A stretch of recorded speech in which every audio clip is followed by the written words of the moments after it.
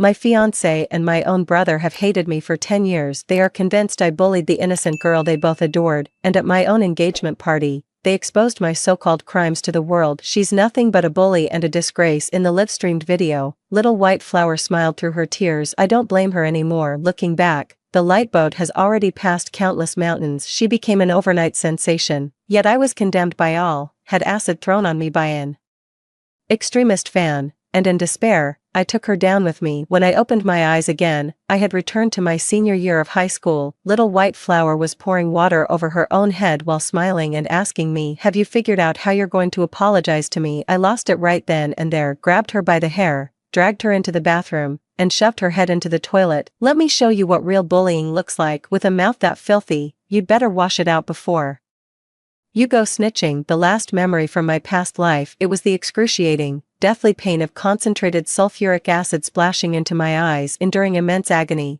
I spotted Lingio, shielded behind my brother, through my blurred vision. Then I grabbed a cake knife, charged forward, and plunged it into her chest. "Let's go to hell together." I opened my eyes again. The startlingly clear sight before me left me stunned for a couple of seconds. It wasn't until I saw Lingio, looking much younger, not far away. She was wearing a faded school uniform, turning on the faucet and pouring water over her own head. As she did it, she smiled and asked me, "Guess who they'll believe, me or you?" It all clicked for me in an instant. So this was the day, the beginning of when I was accused of bullying her in my past life. Seeing me standing there dumbfounded, Lingio's smile deepened. "Figured out how you're going to apologize to me yet, princess?" Ah, old grudges and fresh hatred welled up inside me. I rushed over, grabbed her by the hair, and dragged her into the bathroom. Amid her sudden, piercing shrieks, I shoved her entire face into the toilet bowl. "You think splashing a little cold water is enough to frame me? Come here, let me show you what real bullying looks like." Lingio thrashed like a madman, his arms flailing as if powered by motors, yet he still couldn't break free from my grip. He could only bury his face in the filthy water, his mouth opening to emit muffled sounds. "Lu Xinqi, let me go." Glug, ugh. I threw my head back and laughed. "Watch your filthy mouth. You'd better clean it up before you go tattling." Whether this is a return to the past or a post-death hallucination, it doesn't matter. I'm just going to go completely berserk. In my past life, I died on the very day I reached the peak of my life. That day, I had just won my third Best Actress award, dressed in a haute couture gown. I stood beside my childhood sweetheart and fiancé, Jiang Tian, at our grand, live-streamed engagement ceremony. Then, he announced to everyone, "I will never marry a bully who tormented classmates back in high school." All I could do was stare back at him in utter disbelief. Lingio stepped out from below the stage with tears in her eyes. She looked up and smiled. "Lu Xinqi, do you remember me? I'm Lingio, the one you bullied for 10 years. You probably never imagined that one day I would stand on equal footing with you, but it's okay, I don't blame you anymore." Looking back, the light boat has long passed countless mountains, broadcast live across the entire internet. She instantly went viral. Before I could even react, the horde of reporters my brother and Jiang Tian had arranged came rushing in and surrounded me completely. "Miss Lu, I hear you're still bullying newcomers on set. Someone photographed you visiting the gynecologist recently. Did you catch something from your promiscuous lifestyle?" A deranged fan charged from the crowd and threw acid in my face, screaming, "You whore, die." The liquid hit me, an overwhelming, searing pain clinging to my face. My vision never cleared again. The fall from heaven to hell happened in the blink of an eye. Coming to my senses, I let go. I watched as Lingio collapsed to the ground, her breath faint as a wisp of smoke. That innocent, pure little face was smeared with filth. I couldn't help but laugh out loud. "Go on, cry, make a scene. Go tell the whole world I bullied you with that face of yours. Go on." The final syllable suddenly rose sharply, recalling the agony of having my features dissolved by sulfuric acid in a past life. I stomped on her face twice more with all my strength. Only then did I turn and walk away. Downstairs by the school building, my deskmate, Su Lan, was waiting for me. "Gym class started ages ago. What were you doing up there?" I said nonchalantly. "Oh, just gave the new kid a little taste of bullying." She turned her head in shock. "What?" I said. Lu Sun said, "When the whole world thinks you're a bully, you'd better be one." Did Lu Sun really say that? It doesn't matter. As she and I walked to the edge of the sports field, we ran right into Jiang Tian. He wasn't in my class, but everyone in school knew he was my childhood sweetheart, Lu Xinqi. Jiang Tian's gaze slid past my face, landing faintly somewhere behind me. "Xinqin, why are you so late? Oh, by the way, I heard there's a new transfer student in your class in my past life. Every time Linjiao threw mud at my name he would always make me apologize to Linjiao and sweep the whole thing under the rug. Seemed to be on my side, yet, with just a few words, they pinned the blame for bullying squarely on me. At that thought, I raised my hand and slapped him without warning. What? Su Lan was stunned once more. Jiang Tian's expression remained unchanged. Only his eyes turned slightly colder for a moment before he acted as if he hadn't noticed. She lowered her head affectionately and nuzzled my cheek. What's wrong, Xin? Are you feeling down? In my past life, I didn't find out until much later. When Jiang Tian was a child, his mother abandoned him at an amusement park, after which he was taken in by an orphanage for a while. There, he met a bright and cheerful little girl. She shared a bed with him and gave him a piece of candy. She was the only light in his life. That light was Linjiao. Moreover, Jiang Tian recognized her on the very first day she transferred to the school. He always believed Linjiao's claim that I bullied her, and he hated me to the core. Yet, constrained by his status as an illegitimate child, he had no choice but to swallow his pride and curry favor with me, because he needed to secure his footing within the family by marrying me. With that thought, I spoke up. Let's break up. His pupils suddenly contracted. Why? Give me a reason, Xin. I pulled out a tissue and wiped my cheek where he had touched it, over and over. I don't want to talk to the son of a homewrecker. I think it's disgusting. Is that reason enough for you? After we left, Su Lan cautiously asked me if I was possessed. I wasn't the least bit surprised she would ask me that. Back in high school, my feelings for Jiang Tian were so direct and fervent. I'd wait for him after school every day to walk home together, and I'd bake him cookies, smiling as I handed them over even with my hands covered in burns. My favoritism was so obvious, the whole world could see it. But things are different now. Lu Xinqi, who had just entered her final year of high school, was dead. The person standing here now is Niuhuru Xinqi, reborn from death. Linjiao didn't show up again for the entire day. I knew her face was her greatest source of pride. I won't make a move unless I can make the most of it. I'm waiting patiently. Saturday arrived quickly, my 18th birthday. My parents had said early on that they would throw a grand dinner party to celebrate my coming of age. Something urgent came up at the office, so they'll be running a bit late. The crystal chandelier glittered brilliantly. I walked down the spiral staircase to the living room. Wearing a custom-made evening dress, I spotted my brother, Lu Xinting, from a distance. Dressed in a sharp suit, he called to me with an impassive expression. Lu Xinqi, come here. I walked over. I pretended not to notice the deep, penetrating gaze of Jiang Tian behind him, nor Linjiao, who looked on the verge of tears. I smiled sweetly. What did you call me for, brother? Did you get me a present? Lu Xinting gave me a cold stare for a moment before speaking. Bullying classmates, insulting friends. Lu Xinqi, is this what the Lu family taught you? He didn't lower his voice in the slightest as he spoke. Instantly, the gazes of every guest in the room turned in this direction. What are you talking about, brother? I don't understand. I looked at Linjiao and tilted my head. Who did I insult? And when did I bully a classmate? I don't even know her. It's too late for defiance now. You must face the consequences for your actions. With our parents away today, I'll be the one to discipline you. As he spoke, Lu Xinting drew a ruler from the antique shelf beside him. He looked at me and said sternly, word by word, get on your knees. In the vast banquet hall, countless eyes turned their gaze, eager for a spectacle. What, bullying a classmate? The Lu family's daughter would stoop to that? Well, she was raised spoiled rotten. It's only natural she can't stand anyone outshining her. Thankfully, her brother upheld justice and didn't play favorites. Under Linjiao's smug and provocative gaze, I straightened my back. I smiled and let the profanities fly. What kind of nonsense are you spouting, brother?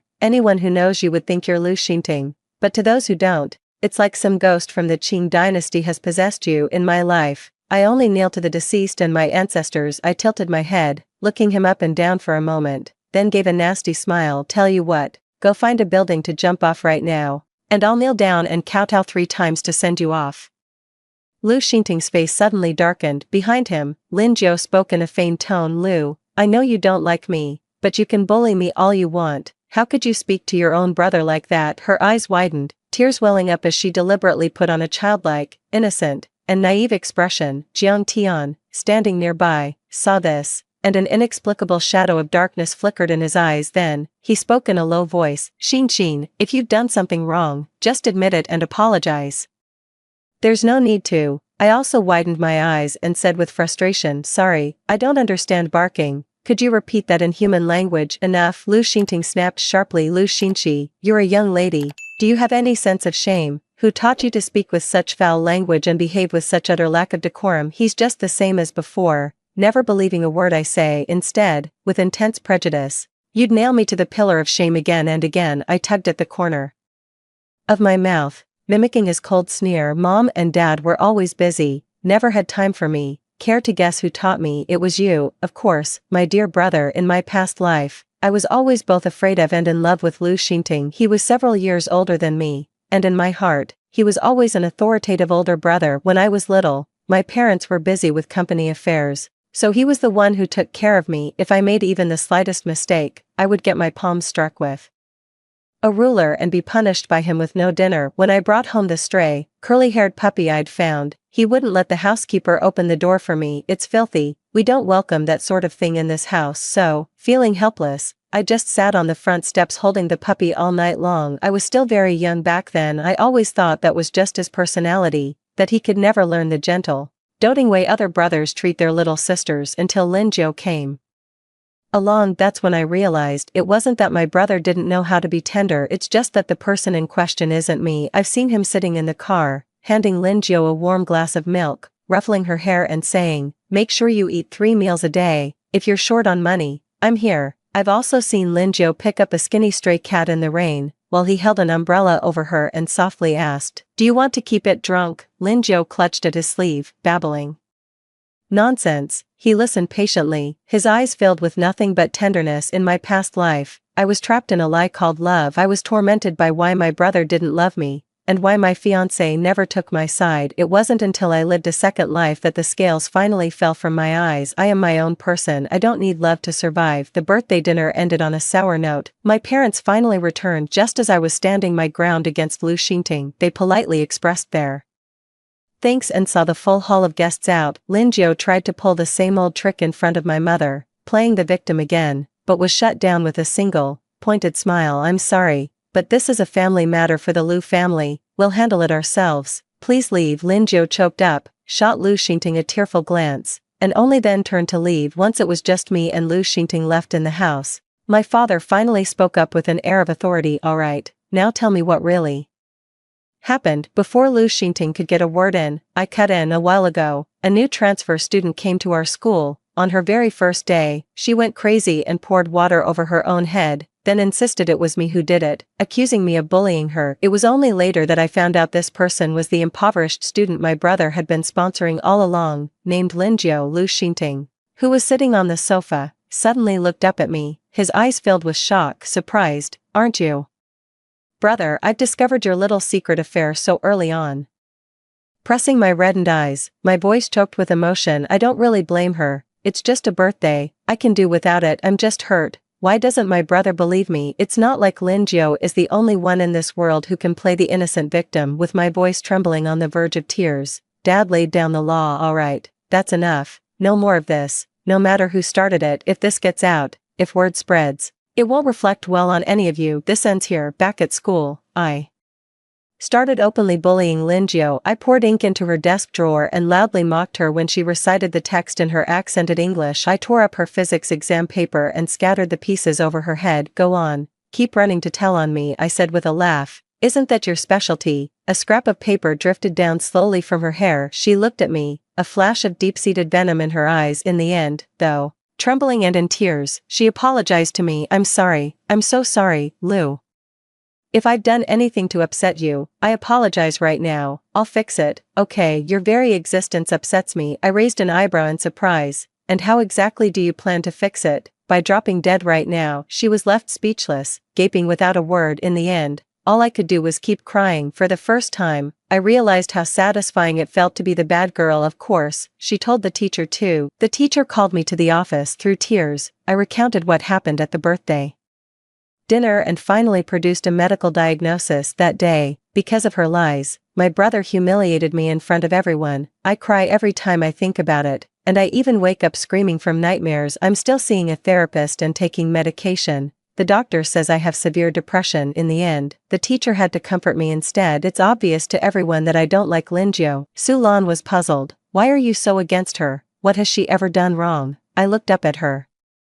and smiled. Can't it just be because I'm a terrible person who looks down on the new girl from a poor family? Just because my own family is rich? Yeah, right. She shot me a glare. If you were really that kind of person, why wouldn't you bully me? My family is way poorer than hers. On the very first day we became friends, you bought all my stationery for the entire 3 years of high school. Believing you'd bully a classmate is about as likely as me being Empress Wu Zetian. I understand that much. At least, yeah, that much is obvious to anyone, but my brother and the person I like just don't get it. A faint smile touched my lips, but my eyes remained utterly devoid of warmth. The school's centennial celebration ceremony was just 1 month away. In her past life, Lin Jiu, arranged by Lu Xingting and Jiang Tian, performed a piano solo at that very anniversary gala. This performance caught the eye of a visiting special admissions officer, earning her the sole spot for a special admission. What about me?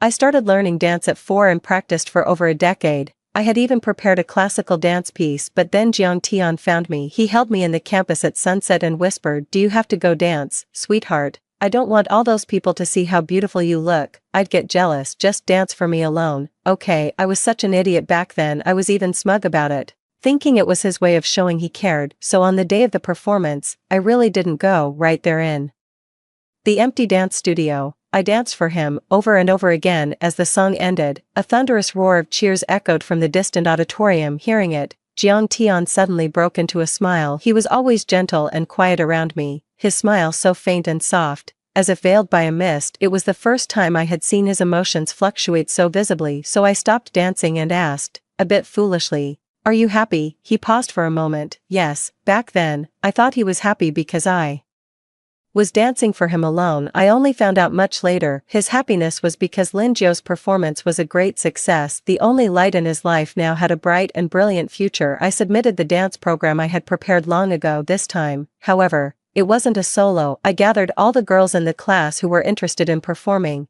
and we rehearsed a group classical dance. I paid out of my own pocket to hire an instructor for everyone, bought the most expensive costumes, and commissioned the best props. In comparison, Lin Jiu's piano solo in the white dress seemed far too simplistic. Who knows what she was crying and complaining about in front of Lu Xingting that night. On my way home from school, he stopped me in the garden. "Lu Xingqi," my brother stared at me with an expressionless face. "For the school anniversary performance, drop your act," I chuckled. "Lu Xingting, what the hell are you barking about now? Don't think for a second I'm asking for your opinion." A flicker of icy mockery surfaced in Lu Xingting's eyes. "If you insist on going, you'll bear the consequences." I halted, staring into his frigid gaze. "Brother, has your delicate little flower, after over a decade of piano lessons, no confidence in winning against me on the same stage? What a useless piece of trash." Just a few days before the school anniversary gala, Jiang Tian found me. "Sweetheart, what happened last time was my fault, but you blocked all my contact info and refused to see me. I don't know what's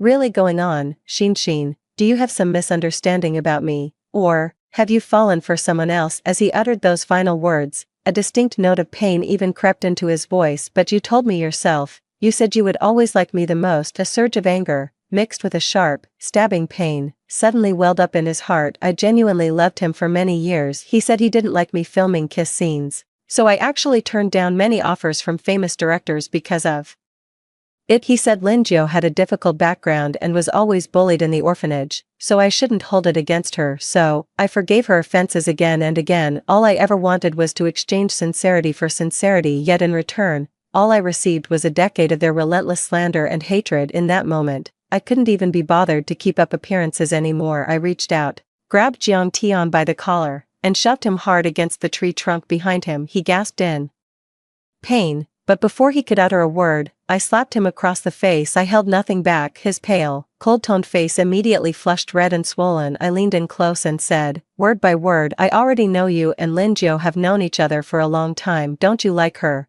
Why are you putting on this act of devotion in front of me? You want to string me along and use me, while also simping for your little innocent flower on the side. You're just as despicable as your homewrecker of a mother." As the last word left his lips, a storm of emotion gathered in his eyes, but not another word could he utter. I scoffed, released him, and turned to leave without a backward glance. That night, I had a dream. I had a rare dream about my past life, what happened after I died. After the cake knife plunged into Lin Jiu's chest, I died in excruciating agony. She was rushed to the hospital for emergency treatment. Outside the hospital room, Jiang Tian grabbed Lu Xingting and demanded, "You promised you would arrange everything, that you would protect her." Lu Xingting brushed his hand away and said coldly, "I've already agreed to share her with you. You're just a bastard, without my help. Do you really think you can control the Lu family? Don't push your luck." Jiang Tian staggered back a few steps and retorted, "Was it you who helped me?" "Clearly, it was." The words were cut off abruptly, mid-sentence. Lu Xingting sneered, "Yes, it was my sister who helped you.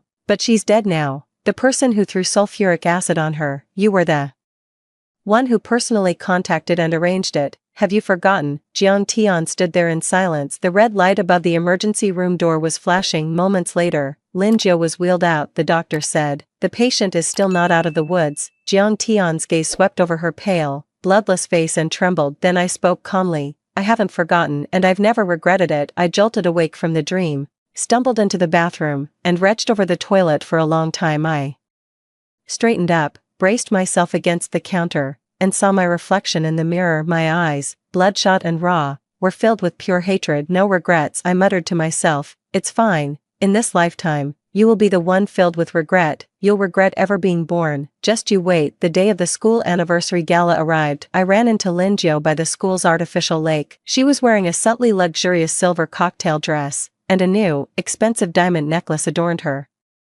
neck. I know perfectly well that Lu Xingting most likely bought it to console her. "Lu Xingqi, do you really think your status as the Lu family's precious daughter will protect you forever after bullying me for so long? Did you truly believe I wouldn't fight back? I will make you pay 1,000 times over." "So what if you know about Jiang Tian and me? He loves me, and your brother only loves me too. Someone like you will never be loved by anyone." She went on and on with a whole tirade. I just smiled and gave her a single line in return, "How's the toilet water taste?" Then, seeing her expression shift dramatically, I turned and walked away. In the evening, the fiery sunset spread inch by inch across the horizon. I, along with a group of girls from the dance team, changed into our costumes and hurried from the dance studio to the backstage, holding up the hems of our skirts. Halfway there, I realized I had forgotten the prop I had prepared for the final curtain call. Did I leave it in the dance studio?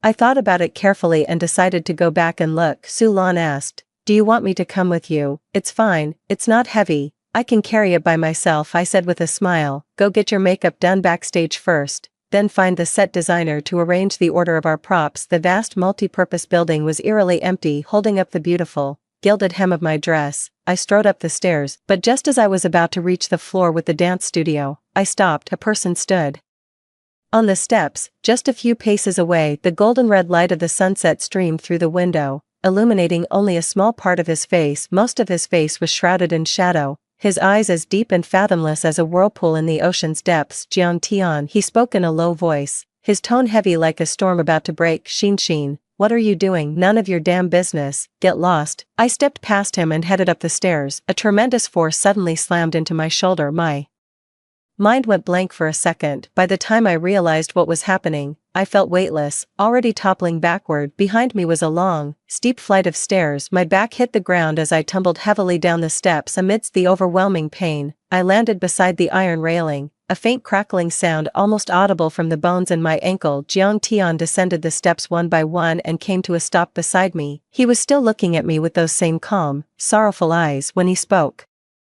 his voice was utterly cold. "Xin, don't blame me. You've had everything since the day you were born. Even if you miss this chance, there are many other paths you can take. But Ajo is not like you." She had done her absolute best within her power. With that, he grabbed my already sprained ankle and slammed my shin hard against the iron railing beside us. The scene from my dream suddenly flashed into my mind. He stood outside the hospital room, alongside my brother, his gaze, brimming with tender affection, followed Lin Jiu as she was wheeled out of the emergency room. Yet, when my name was mentioned, his voice turned utterly indifferent. "I've never regretted it. The 15 best years of my life, the most fervent and sincere love. To think it was tied to someone like this." I suddenly burst out laughing, wrenching my leg free from his grasp just before he could slam it against the railing. Pathetic. The pain from my sprained ankle was so sharp it stole my breath. But before Jiang Tian could react, I seized his hair and slammed his head against the railing. "You bastard, dream on if you think you can hurt me again." Jiang Tian's head hit the iron railing with a heavy, resounding thud. His forehead struck the sharp corner, and bright red blood immediately gushed out. It streamed down his cheek, dripping one by one onto his clothes. Xin, I caught my breath, released my grip on his hair, and stood up. A continuous, throbbing pain radiated from the sprained ankle, but it didn't matter. I looked down into his pain-glazed eyes and slowly began to smile. How touching, my dear young master, so willing to sacrifice yourself to ruin me here, all to secure a future for your little white lotus. So this is Lu Xingting's warning to me. Had you all already agreed to share her at this point? Absolutely disgusting. I lifted the hem of my skirt and wiped it against the blood on his face, over and over, until the pale fabric was stained in a mottled pattern. Then I left him there on the ground and, under the darkening sky, ran into the grand auditorium. From a distance, the melodious sound of a piano drifted out from the auditorium. As expected, Lin Jiu was playing the very same piece from her past life, Debussy's Clair de Lune. She sat before the pure white piano on the stage, dressed in a silver evening gown. The stage was plunged into darkness, save for a single spotlight that fell upon her, like the only spark struck a light in the dead of night. Just like in a past life, at my own engagement party, when she climbed to success by trampling over me, she was dazzlingly, painfully beautiful. I ran down the narrow aisle between the 2 rows of seats. I pushed past the security guards and the host who tried to stop me. I vaulted onto the stage. Standing in the single spotlight, I kicked Lin Jiu over and smashed my fist onto the piano. Under her gaze, frozen in utter disbelief, I began to lose it. Play, play, play. I'll give you something to play. You sent your little lapdog to mess with me, and now you have the nerve to sit there playing your damn piano. Of course I know. The teacher from the special admissions office, who had been invited by Lu Xingting, was sitting in the audience at that very moment. In her past life, after listening to Lin Jiu's performance of Moonlight, he contacted her right after the performance, asking if she would accept the sole, specially approved admission spot. Lin Jiu agreed. This was merely the first step on her bright and promising path. Later, through Lu Xingting's meticulous arrangements, she was taken on as the final disciple by a true maestro of the music world at the school. For a film role, I had to portray a gifted teenage pianist with autism. My agent arranged for me to study under that master, but in the brief moment I crossed paths with Lin Jiu that evening, when I returned home, Lu Xingting was waiting for me at my door. He looked at me with disgust. Lu Xingqi, will you ever stop? Just because you're inferior to Ajiu in every way, you hate her so much that you'd even tear up the music score she painstakingly copied. For the teacher, what a vile creature. I was stunned for a few seconds. When it finally sank in, my first instinct was to defend myself. He cut me off with a wave of his hand. Nothing but lies. I don't believe a single word of your excuses. Amidst the rising clamor from the audience, I heard someone scream, blood. Look at all the blood on her dress. The hem of her dress was a mottled mess of blood and dust. Her hair was disheveled, and her ankle was badly swollen. Every detail of my appearance served to confirm the truth of my words. Clutching the piano bench, Lin Jiu stumbled to her feet. The look she shot me churned with venomous hatred for a moment before settling back into her usual facade of fragile innocence. I don't know what you're talking about, Lu. There must be some misunderstanding, but this is my performance. Out of respect for the audience, you really shouldn't have rushed up here so recklessly. Lu Xingting shot up from his seat in the audience, his voice thundering with rage as he berated me. Lu Xingqi, have you lost your mind? I ignored him completely, brushed past Lin Jiu, and settled onto the piano bench. I began to play Beethoven's Symphony No. 5. In my past life, I learned to play for real in the film, so I wouldn't need a hand double. I spent a solid 3 months learning this piece. I wouldn't call myself a master, but it's more than enough for a scene like this. The impassioned piano notes, accompanied by a faint electrical hum, reverberated through the vast, empty dome of the auditorium. As the final notes of fate faded, I turned and fixed her with a piercing stare, my voice sharp and deliberate. Ruining my birthday party, driving a wedge between my brother and me, spreading lies about me in front of my family and friends. Those are trivial matters. I'll settle those scores in my own way. But you had Jiang Tian push me down the stairs, trying to break my leg, all to keep me off the stage. I paused, watching the color drain from her face, and let out a scornful laugh. The piano is your pride and joy. Don't you even have the confidence to compete with me on the same stage and win? Chaos erupted both on and off the stage. Finally, the teacher in charge of the school anniversary performance escorted Lin Jiu and me off the stage. The host came up to smooth things over. The next performance is our group classical dance. I passed by the girls participating in the show backstage. Su Lan rushed over with tears in her eyes and grabbed my hand. You're hurt, aren't you? I should have gone with you. I'm fine. I smiled, patted her head, and comforted her. Go on and perform. You've rehearsed for so long. Give yourself a performance you can be proud of. The first place winner of the school anniversary performance will receive a prize of 100,000 yuan. From the very beginning, this dance was never choreographed for me. Watching them walk onto the stage, a weight lifted from my mind. Then, as a wave of intense pain and exhaustion washed over me, I closed my eyes. Even my consciousness sank into darkness. I woke up in the hospital. That night, Lu Xingting burst into the hospital room. "You're insane, Lu Xingqi. You're a complete lunatic." He wanted to follow the plan step by step, to gradually elevate his beloved to a dazzling, radiant position. It's like personally nurturing a flower from bud to full bloom, which brings immense satisfaction. "But brother, how could I ever give you such an opportunity?" "What now, brother? Your little white lotus didn't even finish her piece, and your plot to break my legs has been exposed. She'll never get into the school she wanted." Something suddenly came back to me. Oh, right, your accomplice, Jian Tian,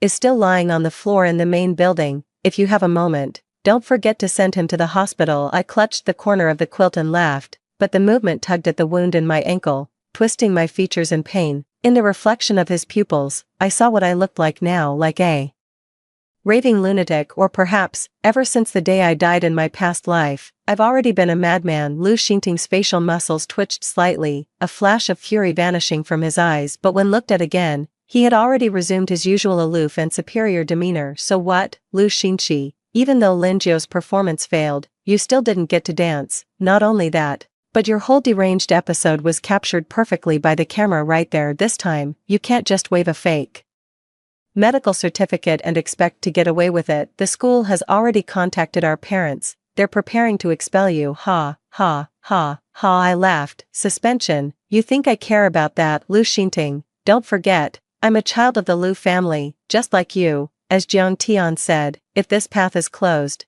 I have countless others to walk." From the very beginning, my goal has been singular: to tear down that delicate little flower, Lin Jiu. That's all. The very thing she falsely accused me of in my past life, I'll simply make them all come true. Every path she walked in her past life, I will block them all, one by one. The score between us isn't settled yet, Lin Jiu. I caused a huge scene at the school anniversary ceremony in front of everyone, and even hit Jian Tian and Lin Jiu. Along with the previous incidents of bullying Lin Jiu at school, it was all leaked online. It sparked quite a media storm. The conflict between the wealthy heiress and the impoverished girl, whether 10 years ago or 10 years later, carries enough sensational appeal.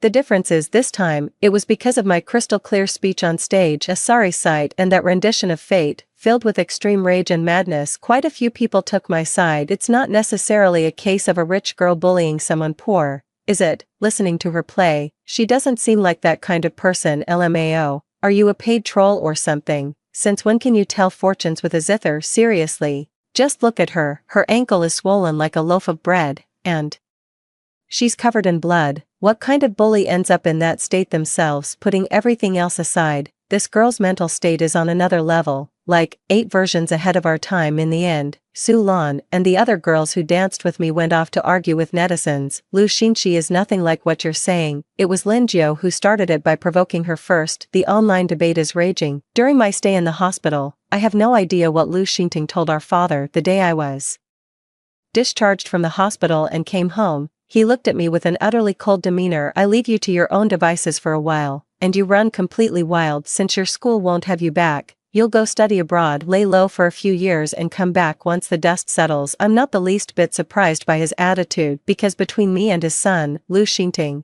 he would always prioritize his own child. When the incident at the engagement banquet in my past life happened, my father was still alive. There's no way Lu Xingting could have kept something that big from him, but he told me nothing, right up until the day I died. Not that it matters anymore. I gave a faint, wry smile. "All right, you've always wanted to study acting. I can reach out to some contacts and help you apply to art schools." "No," I suddenly spoke up, "I want to study finance, to major in business." The two people in front of me were taken aback for a moment. When my father looked at me again, a new layer of meaning gradually appeared in his eyes. My school application went through quickly. Jian Tian's injuries were far more severe than mine. He was still in the hospital long after I had recovered. I heard Lin Jiu went to see him and tried to console him, saying it wasn't his fault, that you were the one who was too heartless. Su Lan came to visit me at home, carrying a large bouquet of lily of the valley. "Those two are a pair of lunatics. They're the ones who wanted to break your leg, so tell me, where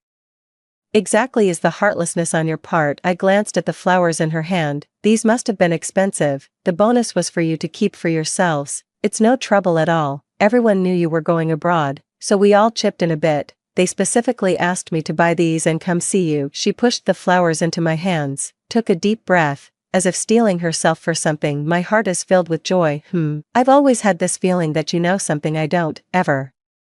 Since Linjo transferred here that day, something just felt different. I don't know how to explain it. If that doesn't make sense, just forget I said anything. She carefully avoided the bouquet of flowers and came over to give me a gentle hug. Come back soon. When you return home, I'll still be your friend. The night before I left, my mother and I sat on the balcony, a gentle evening breeze passing by. She looked at me, as if wanting to say something but holding back. I took her hand, looked into her eyes, and said, Mom, don't worry about me. In my past life, my mother died in a car accident while she was alive. No matter how much my father favored him, Lu Xingting wouldn't dare to directly come after me with lethal intent. At this thought, a sudden chill ran through my heart. Later in that past life, Lu Xingting's treatment of Linjiao had become almost a mad, obsessive devotion. Could there be more to my mother's sudden car accident than meets the eye? At that thought, a chill ran through me, and I unconsciously tightened my grip on her hand. Please, you must be careful and keep yourself safe. After a pause, I finally said, be careful of Lu Xingting. Xiaoxi, you seem different from before. My mother stared at me blankly and sighed. It's my failure. You used to be so naive, believing everything anyone said.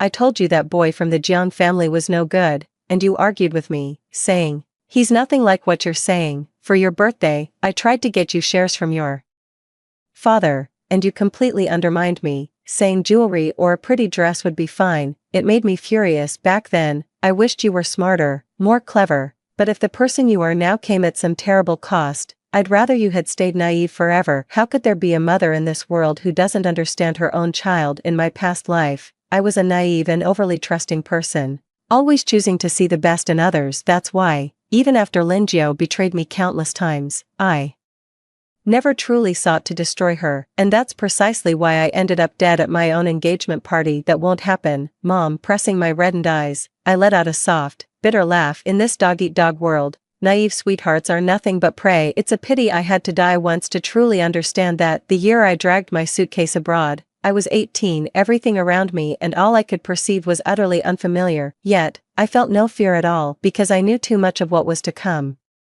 Even if the details were unclear, knowing the key turning points was more than enough for me to accomplish a great deal. The most crucial part is what happens 2 years later. In my past life, the year I turned 20, Lu Xingting received a tip from certain channels. He personally flew to San Francisco and struck a deal with a man named Zhou Hai. That man held the most cutting-edge core technology in his hands. Over the next 5 years, he helped Lu Xingting gradually and completely take control of the Lu family conglomerate. I invested the money my mom gave me in the stock market. Relying on some fragmented memories from my past life, I managed to multiply my seed capital many times over. Then, while at school, I doubled down on my coursework while using that money to invest in several companies that, in my past life, later became Fortune Global 500 giants. At this point, many of them were still in their infancy. During this period, Su Lan contacted me numerous times every week, right on schedule. She'd call me. First, she'd tell me how much the dance team missed me since I left. She also mentioned that with the bonus she received, life had become much easier. A while back, University A held its independent admissions process.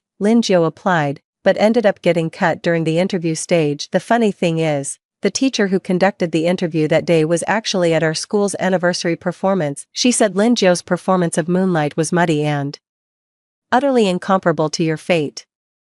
You have no idea how brightly I was smiling, watching Linjiao come out and cry her heart out while clinging to that simp. Jiang, the Gaokao results are out. I'm ranked first in my school and third in the entire city. I was in the thick of finals for my double major, completely overwhelmed, when I received this message. Yet, a genuine smile broke through. Congratulations, I'm really happy. And I'm still waiting for you to come back so we can be friends again. My mom also calls often, updating me on Lu Xingting's recent news and asking how I'm managing on my own. If I have enough money. Then, when I give her a little glimpse into my current situation, she lets out a sigh that's both relieved and resigned. You're still just a young girl, don't push yourself so hard, she said. If there's anything you need help with, tell your mom. Don't feel embarrassed, so I gave her Zhou Hai's name and the details I could remember. Asking her to look into someone for me. You absolutely must keep this from my brother. I arrived in San Francisco a full month ahead of Lu Xingting outside the school. Just as I was about to ask for directions,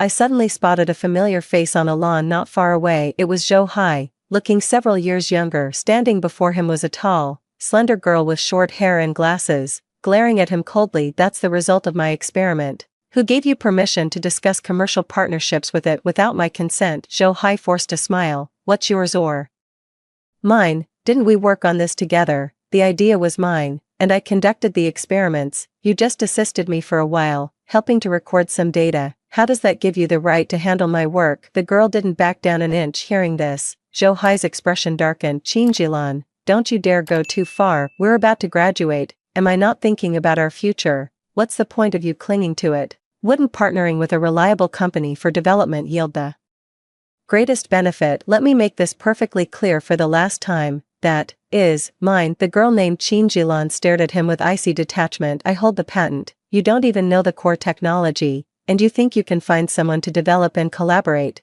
Not a chance. Not as long as I'm alive. And one more thing, we're through. From this moment on, you and I have nothing to do with each other. She turned and walked away without a second glance. Zhou Hai stood rooted to the spot, his gaze fixed on her retreating figure. As his eyes gradually turned cold, a flicker of sharp, murderous intent almost flashed within his pupils. I stood there, and suddenly, I understood. In my past life, I once overheard Lin Jiu ask Lu Xingting how he managed to secure and control a talent like Zhou Hai. At that moment, Lu Xingting held her by the poolside and smiled upon hearing this. Because he needed my help with something. More importantly, in my past life, I had never even heard of someone named Qin Jilan. I managed to arrange a meeting with Qin Jilan. She sat down across from me in a cafe quite far from her university. She got straight to the point. Miss Lu, I know why you're here, but what I have is not for sale. Why not? She hesitated for a moment before finally speaking. For now, it's just a prototype. My hand, bringing the coffee cup to my lips, froze mid-motion. I know you business people care about commercial value, but I don't. I only care about the final result I can achieve and what kind of revolution it can bring to human technology. To me, the work itself is what matters most. I stared at her intently when she spoke of her dreams. Her bare face radiated an indescribable, dazzling brilliance. She was a truly radiant young woman. She was destined to be a great scientist, one whose name would be remembered through the ages. But in her past life, it was the selfish desires of two men. She died in a foreign land like a speck of dust vanishing beneath the wheels of history. Miss Lu, if there's nothing else, I'll take my leave. I suddenly reached out and blocked her path. Looking at her earnestly, I said, Miss Qin, I am willing to provide all the funding and other resources your research requires. In return, once you have the finished product, you would only need to do me a small favor. Your achievements would remain entirely your own, and history would record them under your name. Is that acceptable? The day I returned to the country, the first snow of the season was falling in a gentle flurry, blanketing the ground. As I walked out of the airport pulling my suitcase, my eyes immediately landed on the billboard beside me. On it, unmistakably, was the impeccably made-up face of Lin Jiu. While I'd been busy overseas these past few years building a company to rival Lu Xingting as he gradually took over the Lu family business, he clearly hadn't been idle either. After failing to get in through special admission and bombing the interview, he still managed to pull strings and get Lin Jiu into film school, where she successfully debuted in the entertainment industry. She really is as consistent as ever. I let out a scornful laugh and got into the car. The car cut through the traffic dusted with a light snow, pulling up right at the foot of the office building. The tender meeting 3 days later was yet another critical juncture. Qin Jilan and I holed up in the office for 3 days, making sure the proposal was polished to perfection. Then, at the public tender, we clinched the deal without a hitch. When the winning bid was announced, I rose from my seat and met the stunned gaze of Lu Xingting beside me. You, Lu Xingqi. A slight smile touched my lips. Long time no see, brother. When it was over, he chased after me and cornered me in the hallway. There was still a trace of disbelief in their tone. Lanqin is your company. After Qin Jilan disappeared, you were the one who hid her, weren't you? You're in quite a hurry, Lu Xingting. I couldn't help but laugh. What do you mean, hidden by me? You don't even know her. Why are you so obsessed with tracking down a living person? Are you planning something illegal? Then, under his suddenly sharp and piercing gaze, I turned and left, laughing heartily. My return to the country this time was incredibly high profile. After securing the contract, I immediately dove into the social scene, networking and meeting many prominent figures in the business world. I hold the exclusive rights to Qingjilon's patent, and I just snatched a major project from the Liu family. Everyone treats me with the utmost courtesy and friendliness. This is something I never experienced in my past life, not even after winning 3 Best Actress awards. It's true, one must control the means of production. Holding my wine glass, I sighed with emotion. Su Lan beside me turned her head and looked me up and down. It's strange, you were only gone for 4 years, but you seem to have aged 10 years in maturity. That's pretty normal, I guess. At 18, you can afford to be reckless with youth on your side. Look, we've graduated from university now. Before you bare your fangs at someone, you should at least put on a respectable front. With that, I raised my paddle and called out my bid. 2 million. Lin Jiu, sitting in the front row, whipped her head around. Even Jiang Tian, sitting beside her, turned his gaze toward me. The moment our eyes met, he seemed momentarily dazed. My sharp eyes caught the faint scar on his forehead. Suddenly, I found it all rather intriguing. 2.6 million. Coming to his senses, he immediately raised his paddle and began bidding against me. I knew this fully diamond bracelet was what he intended to win at auction as a gift for Lin Jiu, because in just a few days, it would be Lin Jiu's birthday. Even after exhausting every means to gain a sliver of influence within the Jiang family's company, his position was a far cry from Liu Xingting's absolute dominance over the Liu Corporation. To vie for favor, one had to resort to other methods of ingratiation. I accompanied him through the bidding, watching as he spent 6 million on that bracelet. I smiled wryly. Their feelings must run deep. Jiang Tian held the bracelet, silently looking at me. After a long pause, he finally called out softly, Xin, stop it, I'm going to be sick. I took an exaggerated step back, sizing him up from head to toe. A moment later, she let out a soft, derisive snort. You're more capable than your homewrecker of a mother. At least you managed to land the position. I'm just curious how you and my brother schedule your time. Do you take turns, you on odd days, him on even, and Sundays together? I didn't lower my voice in the slightest as I said this. Right after the auction ended, a business associate came to me asking what on earth was going on. I put on a pained expression. My brother and that Jiang family's illegitimate son have fallen for the same up-and-coming starlet. Honestly, it's just that. Every family has its hopeless romantic, doesn't it? For true love, you can put up with anything. I didn't stop at just spreading gossip about the 3 of them. I also brought capital into the film industry to promote a new actress, snatched several of her key roles from Lin Jiu's grasp. Liu Xingting couldn't bear to see his delicate flower suffer such humiliation. He immediately made a move against me. Perfect. That's exactly what I was waiting for. How can you reveal a flaw without making a move? My name suddenly trended on the hot search list alongside the company #launching founder Liu Xinqi school bullying #Liu Xinqi spreads malicious rumors. Lin Jiu was bullied. The video of me smashing Lin Jiu's piano at the school anniversary performance has been circulated again this time. However, the part where I played Fate afterward was edited out. Not only that, they even contacted our senior year classmates to prove that I had indeed bullied Lin Jiu at school. Yeah, Liu Xinqi really had it in for Lin Jiu back then. She'd tear up her test papers, pour ink into her desk drawer, and rallied all the girls in class to ostracize her. In the video, the guy looked absolutely outraged, but since she was a rich heiress, Lin Jiu couldn't do a thing about it. She just had to swallow every bit of humiliation. Later, when things blew up and the school expelled her, she just turned around and went abroad to get a fancy degree. Now, I've transformed into the founder of a cutting-edge company. The company's stock price has been falling for several consecutive days. Several partners have called, tactfully asking me what on earth is going on. I know that if I don't give them a satisfactory answer, the cooperation will come to a halt. Just hold on a little longer. I twirled the pen in my hand, smiling as I danced around their questions. We're all business people here. Everyone knows you shouldn't make a move unless you're absolutely certain. Fortunately, Lin Jiu wasn't as patient as I'd thought. Her hatred for me ran deeper than in our past life. Seeing my reputation take a hit, she seized the moment to make her move. I mentioned this during a live stream. I remember back then, the teacher called on me to read the text aloud. Since I went to primary school in a village, a single teacher had to cover many subjects, and what they taught was essentially mute English. It's a bit embarrassing to admit, but when she laughed, that was the first time I realized my pronunciation wasn't standard. For that school anniversary performance, I had prepared very seriously for a long time. I had studied piano for so many years. Her tone seemed calm, but by the end, a glimmer of tears had gathered at the corners of her eyes. It was unclear if the barrage of comments were from curious netizens or hired shills by Lu Xingting, but they were spamming like crazy. Sweetie, there's nothing to be ashamed of, you've already done amazingly well. She's the shameless one, who does she think she is? Looking down on hardworking ordinary people. Wait, am I the only one who noticed the contradiction?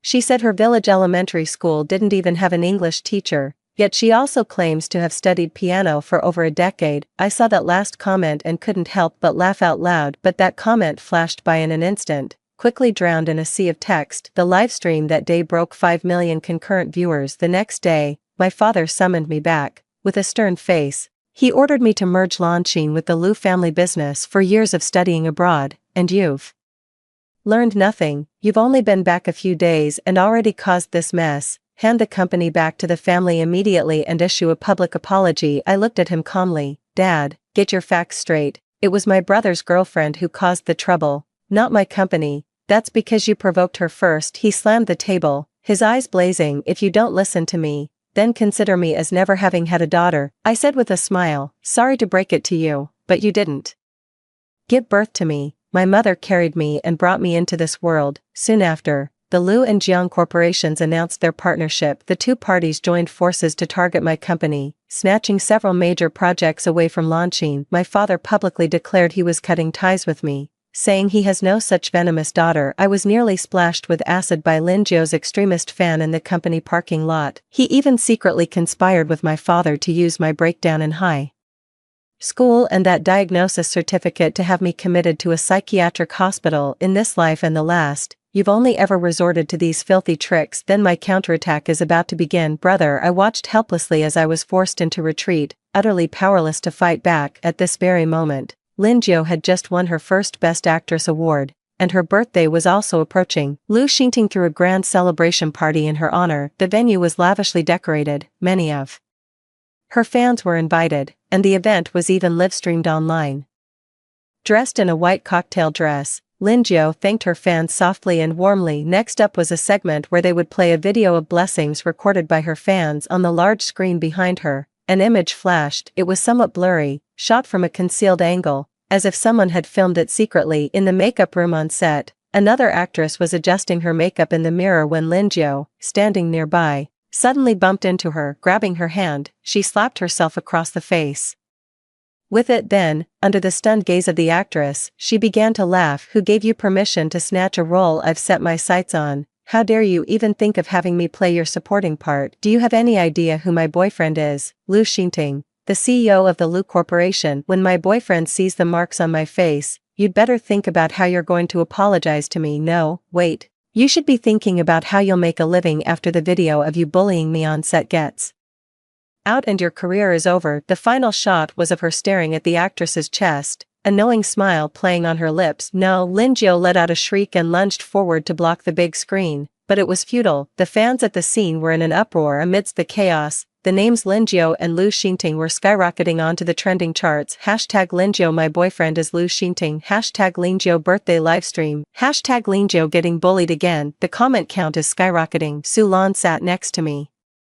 frantically typing on her phone. Sis Lin Jiu, how come you get bullied everywhere you go? Is the whole world out to get you? And then it got liked to the top comment. Oh my god, she grabbed someone's hand to hit herself. She really went for it. Her face is all swollen. How else could she prove she was bullied if it wasn't swollen? Don't call her Lin Jiu anymore. Change her name to Lin T. If I remember correctly, she wasn't the original lead actress for the film she won Best Actress for. It was someone else who was quite popular at the time, but then got blacklisted after some private photos were leaked, so you couldn't get the role through the audition, and now you resort to false accusations and spreading malicious rumors. Is that it? Amidst all the chatter, another video started trending. It was filmed at a university abroad, filled with foreigners of all hair and eye colors. They burst into laughter after a Chinese international student spoke, mocking her non-standard pronunciation.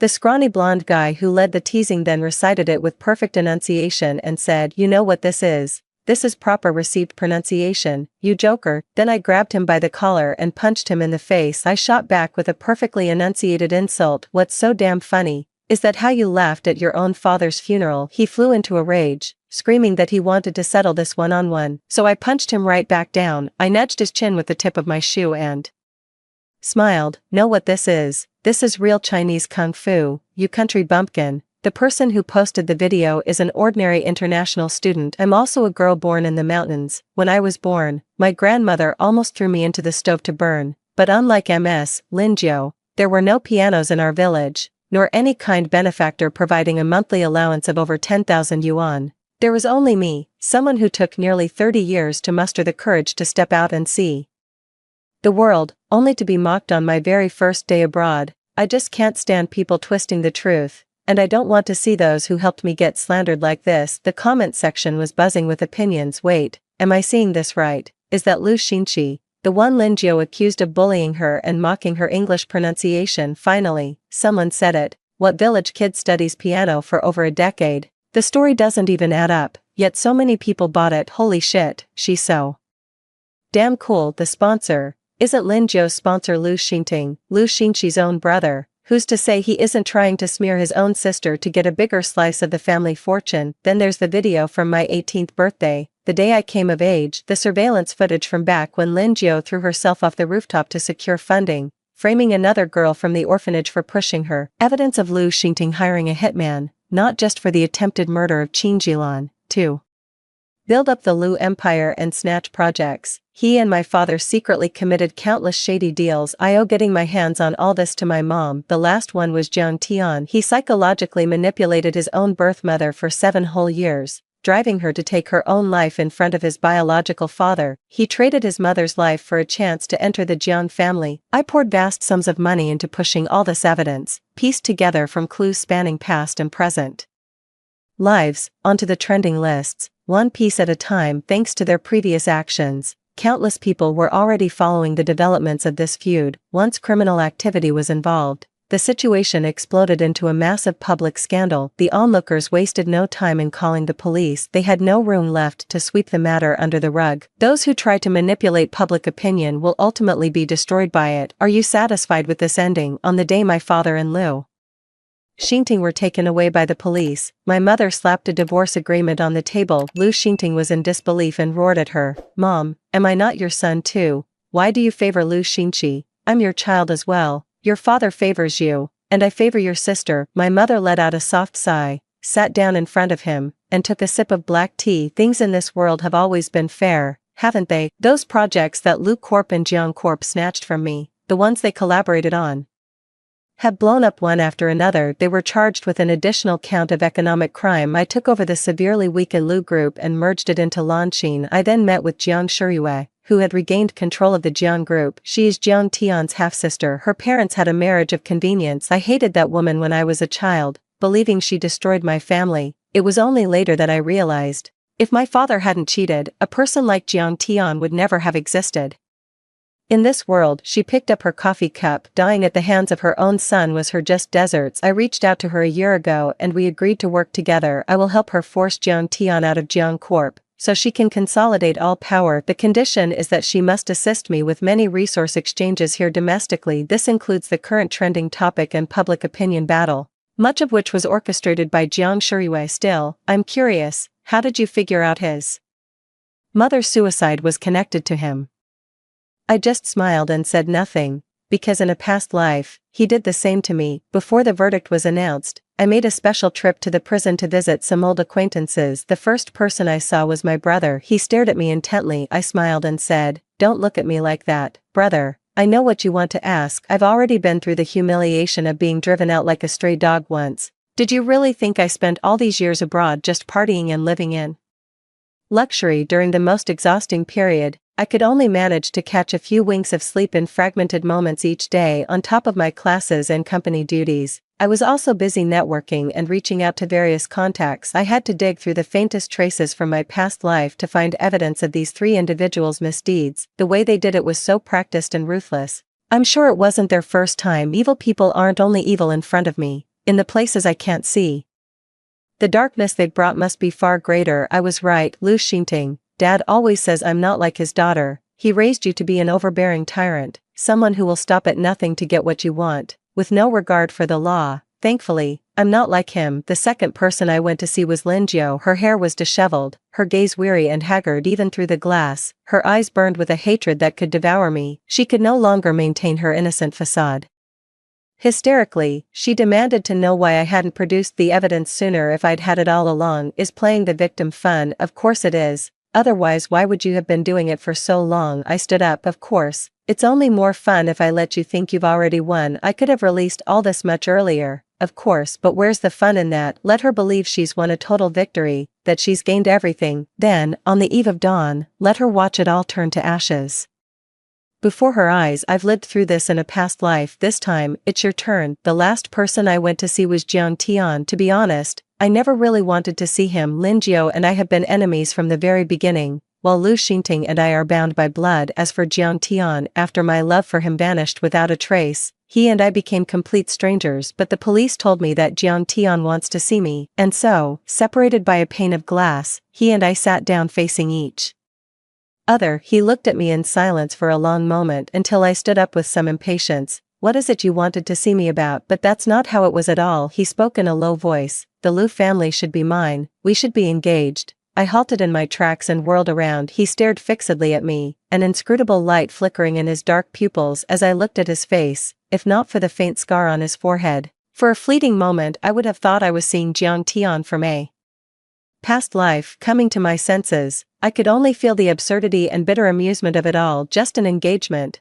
Why not mention what came after? You used me to get everything from the Lu family, and then you and Lu Xingting joined forces to kill me. But, a long, long time later, I came to regret it. He said hoarsely. It's just that, you'll never know. I truly wish you could know. How absurd, how ridiculous. Yes, I'm dead. Of course I don't know. I turned back, braced against the glass, looked at him, and said, word by deliberate word. But what good would knowing do? Who cares about your regrets? This time, I'm the one who wins. You're the one headed for hell. Jiang Tian, you deserve this. Winter came early that year. By the time I left, darkness had already fallen outside. Qin Jilan called to say she would be going abroad after the new year to start a new experiment at a research institute. I said okay, and wished her a safe journey. After hanging up, a message from Su Lan popped up on WeChat saying she was already seated at the hot pot restaurant and told me to hurry over and settle the bill. I replied with a simple okay, smiling as I typed. Outside the car window, a crescent moon hung high in the sky,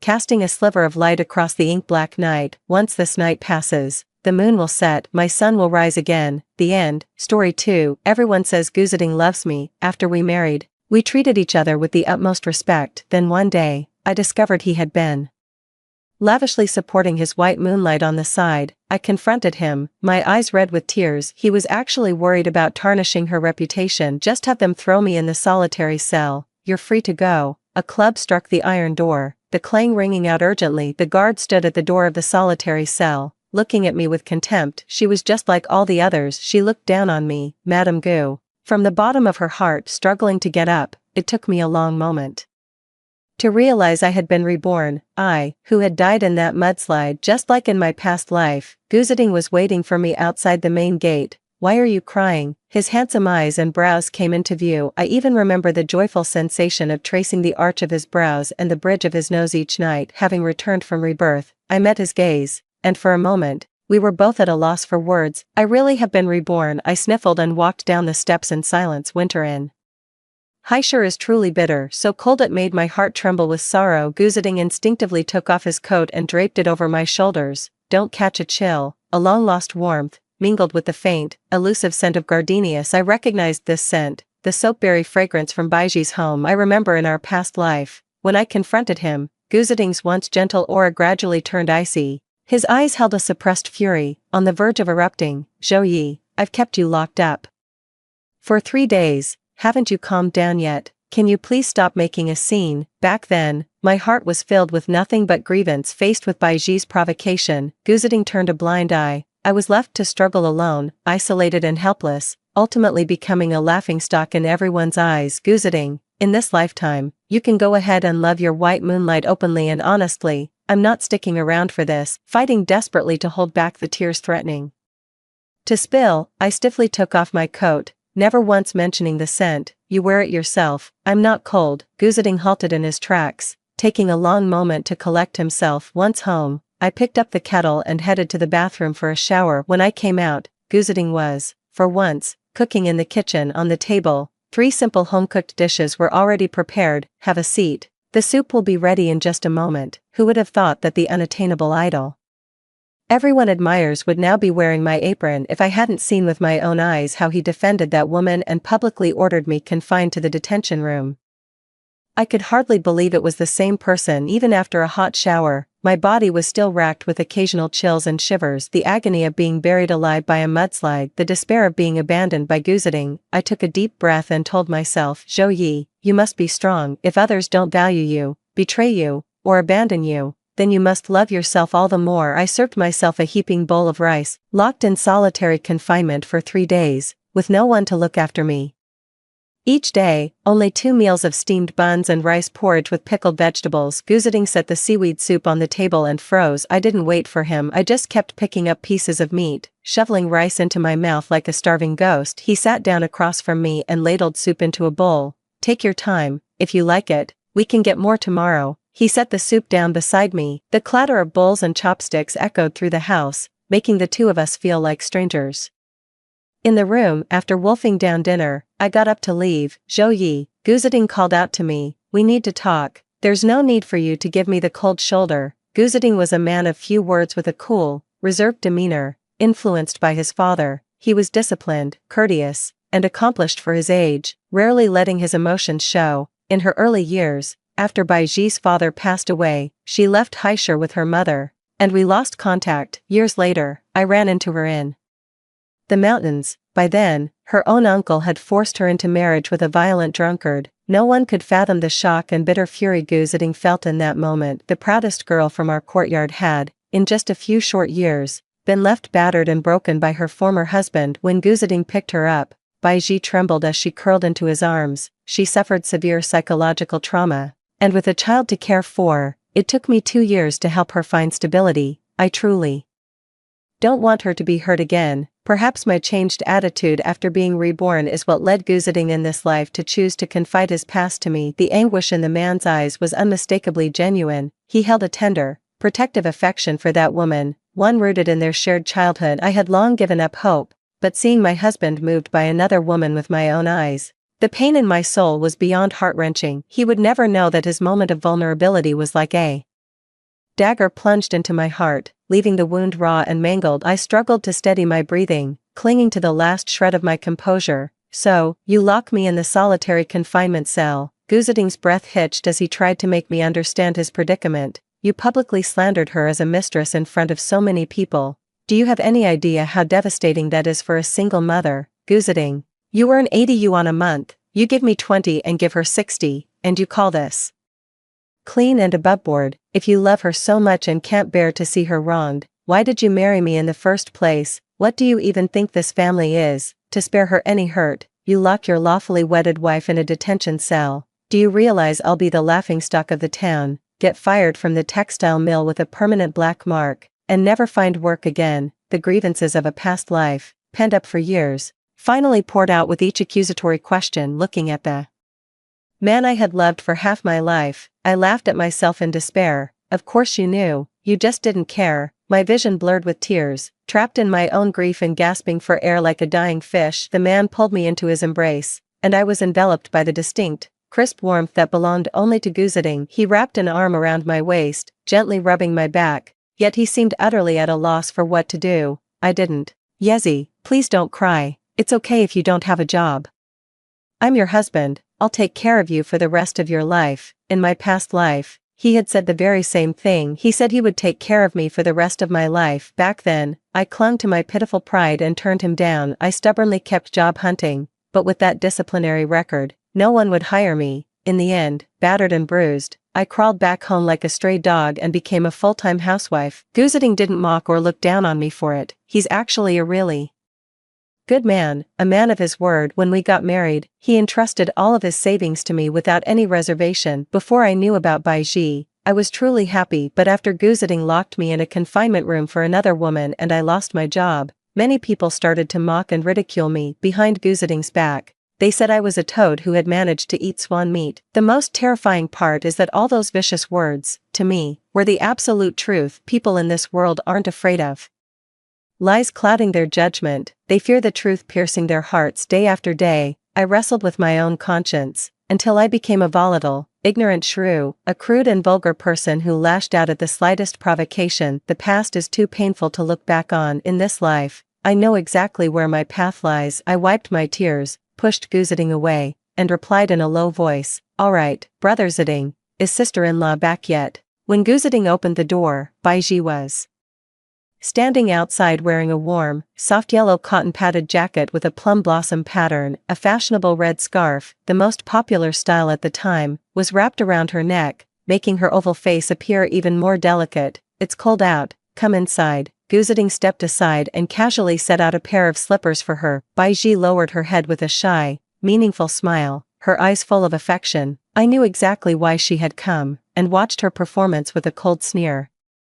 "Brother Ziding, I'm here to return the keys. It's not right for me to keep living in your marital home." Baiji looked at me with a hint of apology, the unspoken challenge in her eyes unmistakable. "Sister-in-law seems to have misunderstood us. I should move out for now, so I don't upset her." Guzading was taken aback and instinctively looked at me, yet I had no reaction. A flicker of panic showed in his eyes, his lips parting slightly as if he didn't know how to begin. "Brother Ziding," Baiji looked puzzled and asked tentatively, "Sis, don't tell me, you still don't know?" A deathly silence fell over the room. "I'm sorry, I didn't know, Brother Ziding." The woman's eyes instantly welled up with tears, as if she had been deeply wronged. "I'll move out right now and give the house back to you." Guzading grabbed Baiji, who was making a move to leave. "Don't be ridiculous, it's the dead of winter. Where do you think you can go with a child?" "Zhouyi, that house was a gift from my family when I first started working. I've let Aiji and her son live there so she could recover from her injury."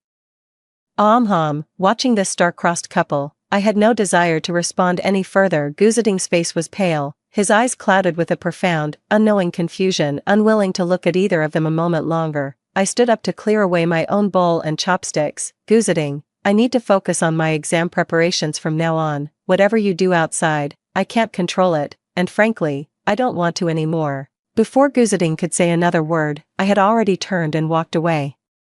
Without a backward glance, in 1977, the National College Entrance Examination was reinstated. Back then, life had worn down my edges. I never once thought of changing my fate through education. Given a second chance at life, I want to live differently. No longer willing to drift through my days in a daze, I stopped caring about how many women Guzading kept on the side, or how many sons he fathered. As long as we don't get a divorce, he's still obligated to provide for this household anyway. I shut myself in at home all day, devoting myself to my studies. I never ask about his work outside the home. I have no interest in how things are progressing with his white moonlight. I no longer do his laundry. There are plenty of people out there to take care of him. I've stopped with the daily check-ins and sweet nothings. Let that star-crossed pair ask after each other. When he came home, I was usually at my desk, buried in my studies. As the days went by, we stopped talking altogether. Sometimes, I could hear his footsteps pause outside the bedroom door. I could sense him standing there for a long time. He seemed to want to say something to me, yet I refused to turn around. In the end, he had no choice but to leave in silence. Sometimes at night, I study by lamplight at his usual desk. Now he can only read by the bedside, though he never says a word about it. Occasionally, I could sense him leaning against the headboard, not actually reading. He would simply watch me in silence, his gaze profound and inscrutable. Only when I shifted my posture would he look away. Knowing I didn't wish to speak with him, he would write down any necessary daily instructions on a note and leave it on my desk before leaving for work. We still share a bed, but nothing happens between us. I'm so exhausted that I fall asleep as soon as I get into bed after studying. He saw I had dirty laundry and wanted to help me wash it, but he's just not cut out for that sort of thing. My heart sank as I looked at the white shirt, now stained and ruined. It was one of the few new pieces of clothing I owned. He looked upset, like a child who had done something wrong, or someone quietly nursing a hurt. "I'm sorry, this is the first time we've spoken in so long." "It's fine," I said, reapplying soap to the clothes. "Go on, you're busy. I'll wash my own clothes from now on. You don't need to help." Guzading lowered his gaze, watching my figure. "Yet I've been right here in this house all along, yet I still sleep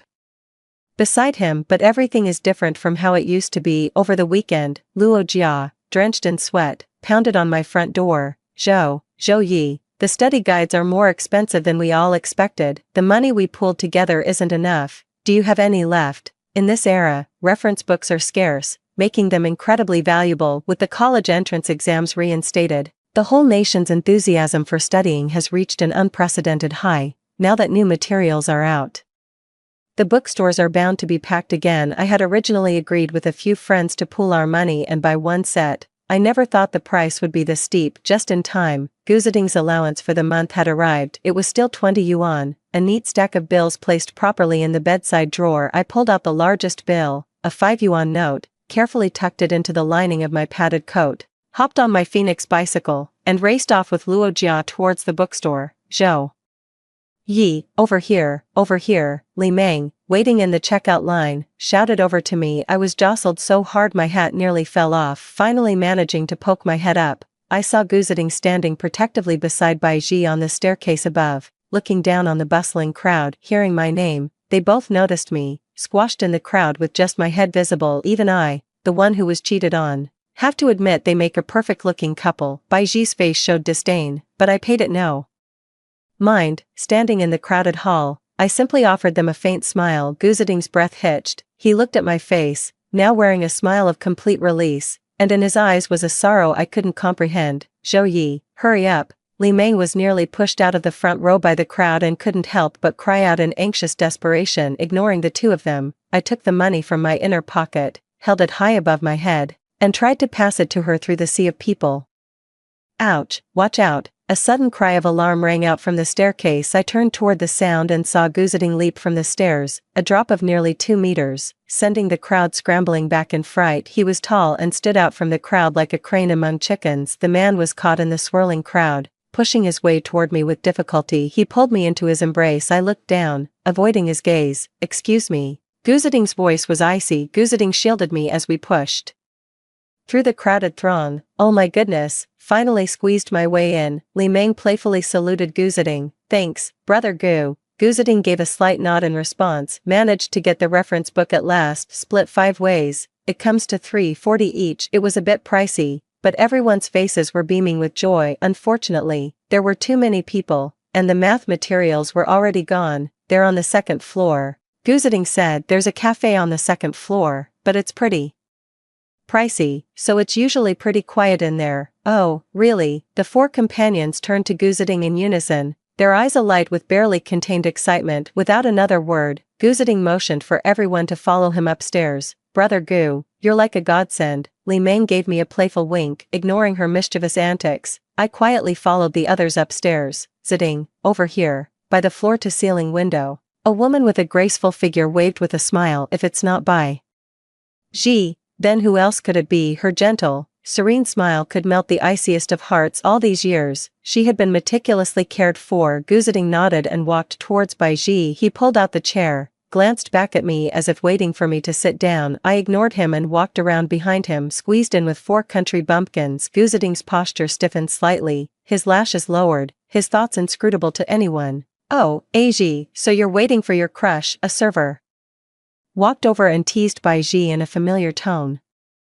Lovely Zhuing Tai, are you ready to order now? Ding Xiang, don't talk nonsense. Bai Ji chided with a laugh, showing no sign of embarrassment. Luo Jia tilted her head and shot me a look. As longtime sisters, I knew exactly what she meant. What's going on? I could only shake my head at her in resignation. Guziding took in our little exchange, his deep eyes inscrutable. Ding Xiang was tall and slender, a friend of Bai Ji. While we were ordering, she stood chatting with us. As it turned out, it was Bai Ji who had pulled strings with Guziding to help Ding Xiang land a job at the bookstore cafe. Someone sighed with genuine feeling. This place is great, easy work, a nice environment, and good pay. It's so much better than our textile mill. Ding Xiang was quite composed as she served everyone coffee. It's all thanks to Brother Gu's help, she said. Luo Jia leaned in and whispered to me. Last year when I passed by here, I saw they were hiring. They were offering $18 a month. I sniffled and turned my head to look at the scenery outside the floor-to-ceiling window. Feeling cold, Guziding spoke up abruptly. Before I could react, he had already taken off his coat and draped it over my shoulders. Bai Ji's smile stiffened slightly. Ding Xiang was taken aback, casting a strange, appraising look at Gu and Bai. Then, a realization dawned on her. "Oh, look at me," she said, "we have a stove right here." Zitting, "Ah ji." From behind them came the voice of an old man, Professor Yuan. Recognizing the newcomer, both Gu and Bai rose to their feet simultaneously. The others, though unsure of the reason, followed suit, standing up and bowing in greeting. All right, everyone please be seated." Mr. Yuan took his seat at the head of the table. Looking at the graceful young woman Bai Ji had become, he was overcome with emotion. "My dear girl, your father's situation held you back all those years ago. Now that the national college entrance exams have been reinstated, you must make the most of this opportunity." Tears welled up in Bai Ji's eyes. She had indeed endured many hardships in the past few years. "Thank you for your concern, teacher. Brother Ziding has been a great help to me all these years." Old Mr. Yuan nodded with satisfaction. "You two grew up together in the same courtyard. Now that he's made something of himself, it's only right that he looks after you." A flicker of emotion passed through Bai Ji's eyes as she shot me a discreet glance. "I missed out on a lot of schooling back then. Even though Brother Ziding has been tutoring me for a year, he's always worried I'll push myself too hard. He suggested I wait another year and take the exam next time." I knew Bai Ji was trying to provoke me, to make me lose my composure and embarrass myself. She wanted to show the world how unreasonable I was, to prove I wasn't good enough for Gu Ziding. That old trick of hers used to work every single time, but now, I couldn't care less. Besides, I already saw what she's talking about in the college entrance exam honor roll coverage in my past life. With Gu Ziding's meticulous care and help, Bai Ji studied for 2 years and successfully got into university. She became the pride of Haishur. She stood at the awards ceremony, radiant and captivating. As an outstanding representative, she took the stage to deliver a speech, effusively thanking the person who had walked with her out of the darkness. I was not qualified to enter the venue, but I saw her photo and interview in the newspaper. The reporter asked if she was going to Peking University or Yenching University. In that photo, the dazzling woman stood on a high platform, gazing affectionately at the man seated in the front row. "I will stay in Haishur for university. This is not only my hometown, but also where the person I love is. In the future, I want to work alongside him to build a better future for our hometown." I seemed to hear applause coming from all directions, thundering towards me, so deafening it made my eardrums ache. Standing there with Gu Ziding, she was the perfect match that everyone unanimously praised. Feeling utterly listless, I picked up my coffee and took a slow, deliberate sip. "Bitter, so bitter, add some sugar," Gu Ziding reminded me in a low voice, picking up a sugar packet to sweeten my drink. Teacher Yuan paused her conversation, looking with confusion at her usually aloof student, who was being so attentive to a woman. He then asked, "Ziding, who is this?" Gu Ziding very naturally took my hand. "Professor, this is my partner, Comrade Zhou Yi." Bai Ji's face turned ashen. I was completely baffled. In my past life, I never even thought about the college entrance exam, so naturally, I'd never been here, never met this old man, and certainly never experienced Gu Ziding introducing someone with such solemn formality. But I couldn't be rude in front of a senior, so I had no choice but to respond. "Hello, Professor Yuan, my name is Zhou Yi." "Oh, I see," said Mr. Yuan, adjusting his glasses with a kindly expression. "Xiao Yi, are you planning to take the college entrance exam too?" Mr. Yuan understood. "Ziding, those 2 sets of study materials you ordered from me earlier, they were for Aji and Xiao Yi, weren't they?" Gu Ziding nodded. "Well, you're all good kids." Mr. Yuan pointed to the 2 stacks of reference books on the counter, the very set we had all been queuing up to buy today. "I've already got the books ready for you. Remember to take them with you when you leave. Study hard at home, and if there's anything you don't understand, come and ask me." With the math books secured, everyone was delighted. I stared blankly at the 2 stacks of documents, one on the left, one on the right, neatly arranged. Gu Ziding never told me he had reserved these materials for me. Setting Bai Ji aside, he's genuinely been very good to me, but this divided, compartmentalized kindness is exactly what leaves me feeling insecure. I just can't accept this. Honestly, I never minded Gu Ziding helping others, it's part of his job and duty, but when it comes to Bai Ji, I've always felt Gu Ziding's heart is biased. The earthy, metallic scent flooded my mind again, as if to remind me of the humiliation and despair I felt when Gu Ziding abandoned me. My limbs went weak all at once, and a chill washed over my entire body. Sensing the hand he was holding trembling uncontrollably, Gu Ziding turned to look at me in surprise and gave it a gentle, reassuring squeeze. "Teacher Yuan is asking which school you plan to apply for." noticing something was off with me. Guziding lowered his voice with concern. Are you feeling unwell? I shook my head and apologized to Mr. Yuan. With so many applicants this year, I'm just going to give it a shot. I'll go wherever I get in, and if I don't, it's no big deal. I'll try again next year. Xiao Yi, aren't you planning to stay in Haisher for your studies? Li Meng was puzzled, after all, when faced with Mr. Yuan's question just now. Bai Ji's answer was, because the person I love is here, I want to stay close to him. In the eyes of Li Meng, who cherishes romance, such a statement was incredibly romantic. I want to leave this place. I took a deep breath, struggling to suppress the painful memories from my past life. I studied so hard because I wanted to get out of this place. Guziding held my hand, his grip trembling almost imperceptibly. When we parted, I went straight home. Guziding still had to go back to the office to finish some work. Bai Ji found an excuse to walk with him on the way. Luo Jia, pedaling her bicycle, turned her head to ask me, you two still haven't made up? Huh, no way. A dreamy smile spread across Li Meng's face. Didn't you see how Brother Gu vaulted down the stairs to shield GZ? It was so cool. Luo Jia rolled her eyes. Yeah, your crush is just the best, isn't he? Li Meng ignored the teasing, happily agreeing, of course he is. Yezi, I think that Bai guy has some designs on your man, you should keep an eye out.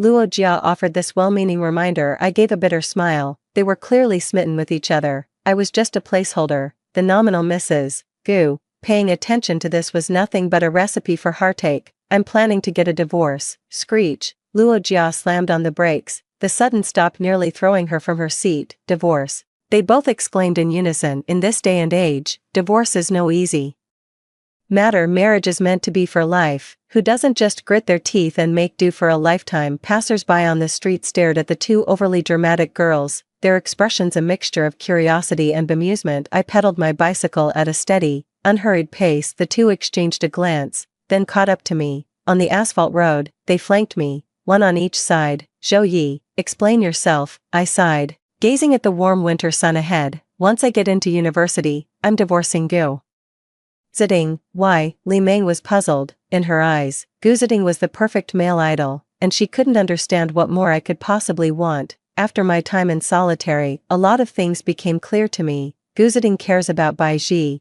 and that drove me mad with insecurity. Rather than becoming someone I'd despise, it was better to walk away. Maybe I'd be better off without them. I thought I was over it, but every time this comes up, my chest still aches. I know I'm running away from my feelings for Gu Ziding. I'm a coward, and worse, a failure. But in my past life, I tried, I fought, even though I lost completely. I can't blame fate or anyone else in this life. I admit it's cowardice that makes me choose to back down from the challenge. At least it lets me keep some dignity. Hasn't all this been thoroughly investigated already? Li Meng stood up for Gu Ziding. He's just helping that widow and her child. Brother Gu has helped others before, hasn't he? He's such a good man. Zhou Yi, how can you bear to do this? Luo Jia looked at me with a face full of concern. Yezi, Gu Ziding is caring for others out of a sense of duty. The organization would never approve of you divorcing him over this. My mind is made up. It doesn't matter if you don't agree. Once I get into university, I won't be coming back.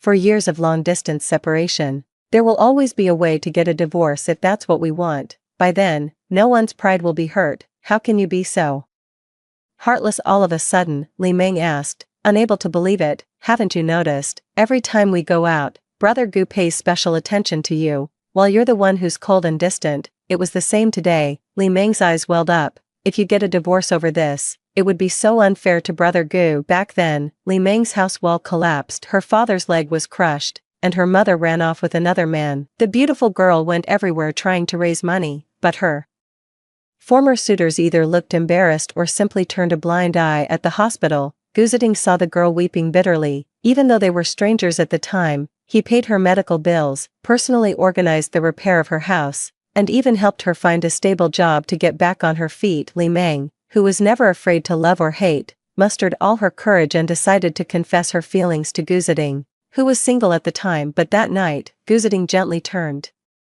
her down. Li Meng knew she wasn't good enough for Gu Ziding, but she still refused to give up hope. Brother Gu, you're so outstanding. You must have a lot of girls confessing to you, right? Gu Ziding was taken aback, offering no clear response. My family isn't well off, but I'm beautiful. I know you're still single. I'm not asking for marriage. I'd be content just being your girlfriend. Li Meng had pursued others and been pursued countless times herself, but this was undoubtedly her bravest attempt yet. Gu Ziding refused without a moment's hesitation. Later, at the textile mill, Li Meng and I became close friends. With her usual candor, she shared the story of that ill-fated romance with Luo Jia and me, back when neither of us had even met Gu Ziding. She was so passionate and brave, loving with such an open heart. After being rejected, she was sad for a couple of days, then simply let it go, as if no trouble was worthy of occupying her mind for more than 3 days. No one knew how.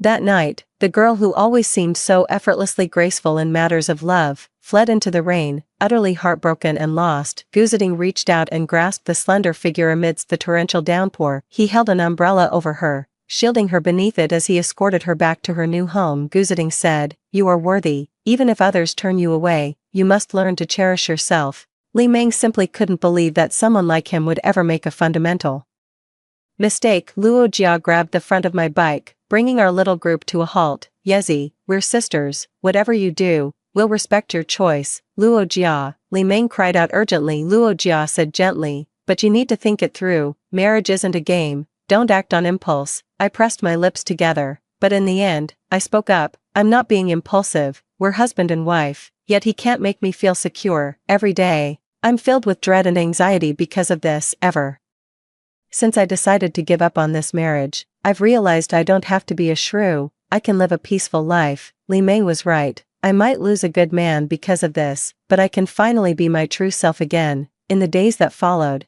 as I prepared for the exam, the world gradually grew calm without any expectations. I actually get along much better with Gu Ziding. I can no longer hear the sarcastic taunts of others, and I can finally stop screaming myself hoarse, arguing for his sake. That past life was like a nightmare, now gone with the passage of time.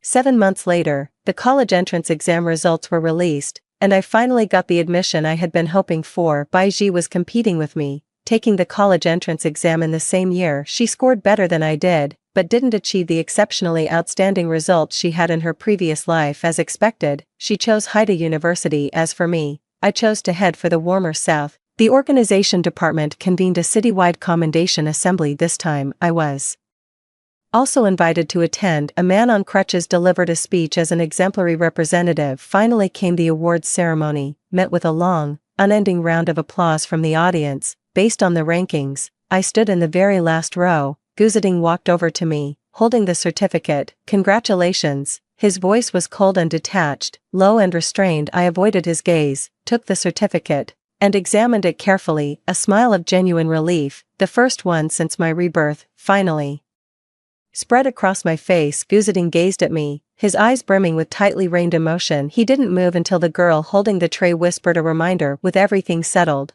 I began making preparations for my trip south. To my surprise, Madame Gu chose that very moment to pay a visit. "Xiao Yi, can't you just stay at Haida University?" Gu's mother was a truly remarkable woman. "She has always been very kind to me. You two have been married for less than 2 years, and you don't have any children yet. If you go, you won't see each other for half a year. You really need to think this through." Gu's mother had no idea our marriage was already over in all but name. "How could we possibly let you live alone in another city if you were to get pregnant while studying?" After thinking it over for a long time, I decided to seize this opportunity to say what needed to be said. "Mom, the truth is, Mom, it's fine." Gu Ziding cut me off abruptly, leaving me momentarily stunned. "I'll handle the arrangements. Xiao Ye's studies come first, and I'll be careful about the whole baby situation." "Mrs. Gu shook her head disapprovingly. "How can you just be careful about something like this? What if there's an accidental pregnancy? What's your plan then?" "I'll file a transfer request then, so I can go to Nanchur and take care of her." I was puzzled. The man averted his gaze,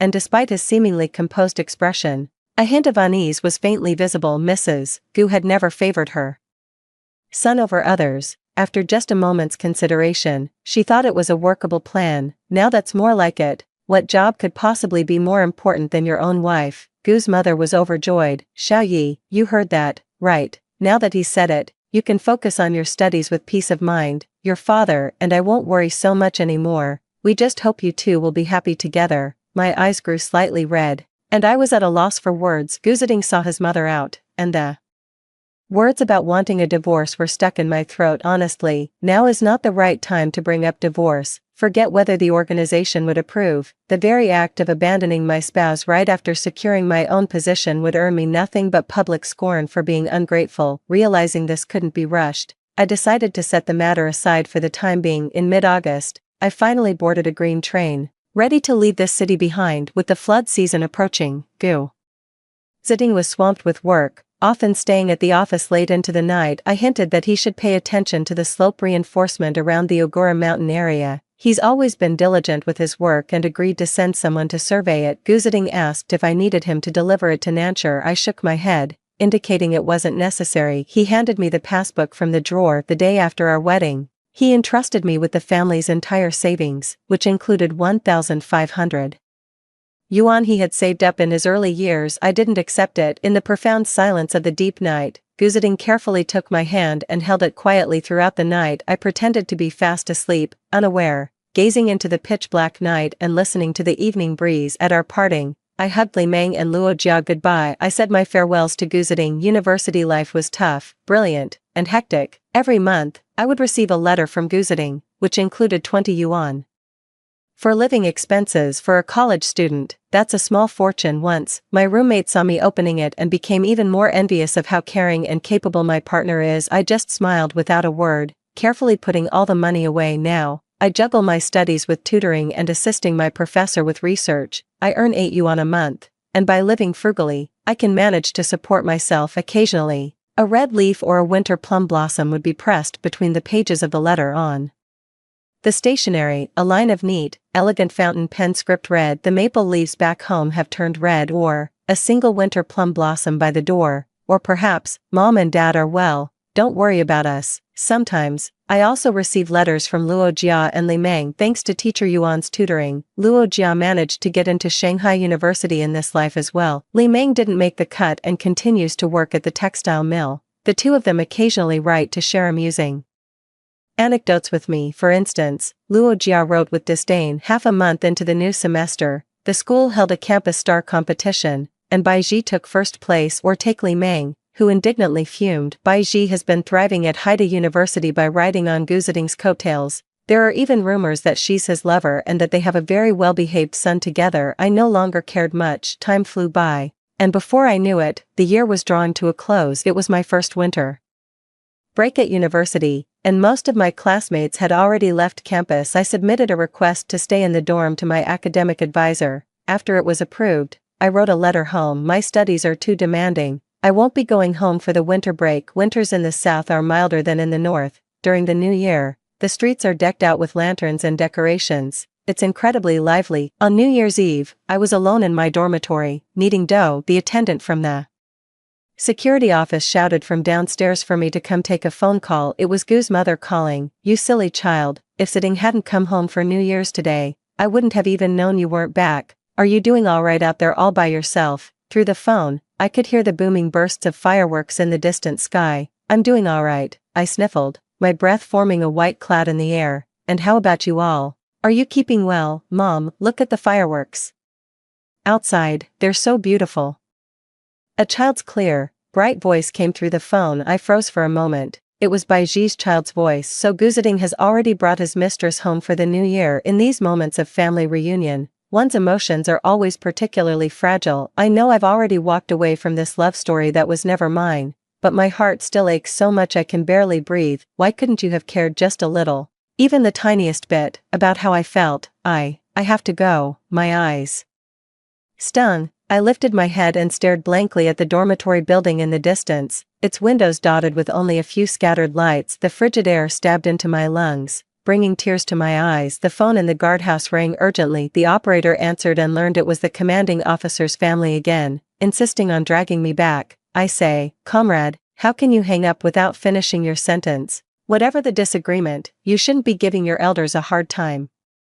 During the new year, right, I had no choice but to pick up the receiver, my voice hoarse. "Hello, Xiao Yi, don't get the wrong idea, Mrs. Gu was a sharp woman. She figured out in an instant why I had hung up so abruptly. She shot a reproachful look at the culprit and handed the phone to Ziding. "You explain it yourself, Mrs. Gu had someone escort Bai Ji and her son to the dining room. She told Gu Ziding to use this opportunity to have a proper talk with me. After a long silence, I stomped my feet to ward off the cold, guessing that Gu's mother was probably away from the phone. I said, "Let's hang up, Zhou Yi." Gu Ziding suddenly called out my name. She came to visit my father with the child on her own. My father insisted she stay for dinner. I didn't know. I rubbed my eyes as tears fell despite my efforts. Hang up. On the second day of the Lunar New Year, I saw Gu Ziding. He had traveled for 20 hours on a slow, old-fashioned green train, looking weary from the long journey. "What are you doing here?" We stood facing each other at the entrance to the women's dormitory of Nanjing University.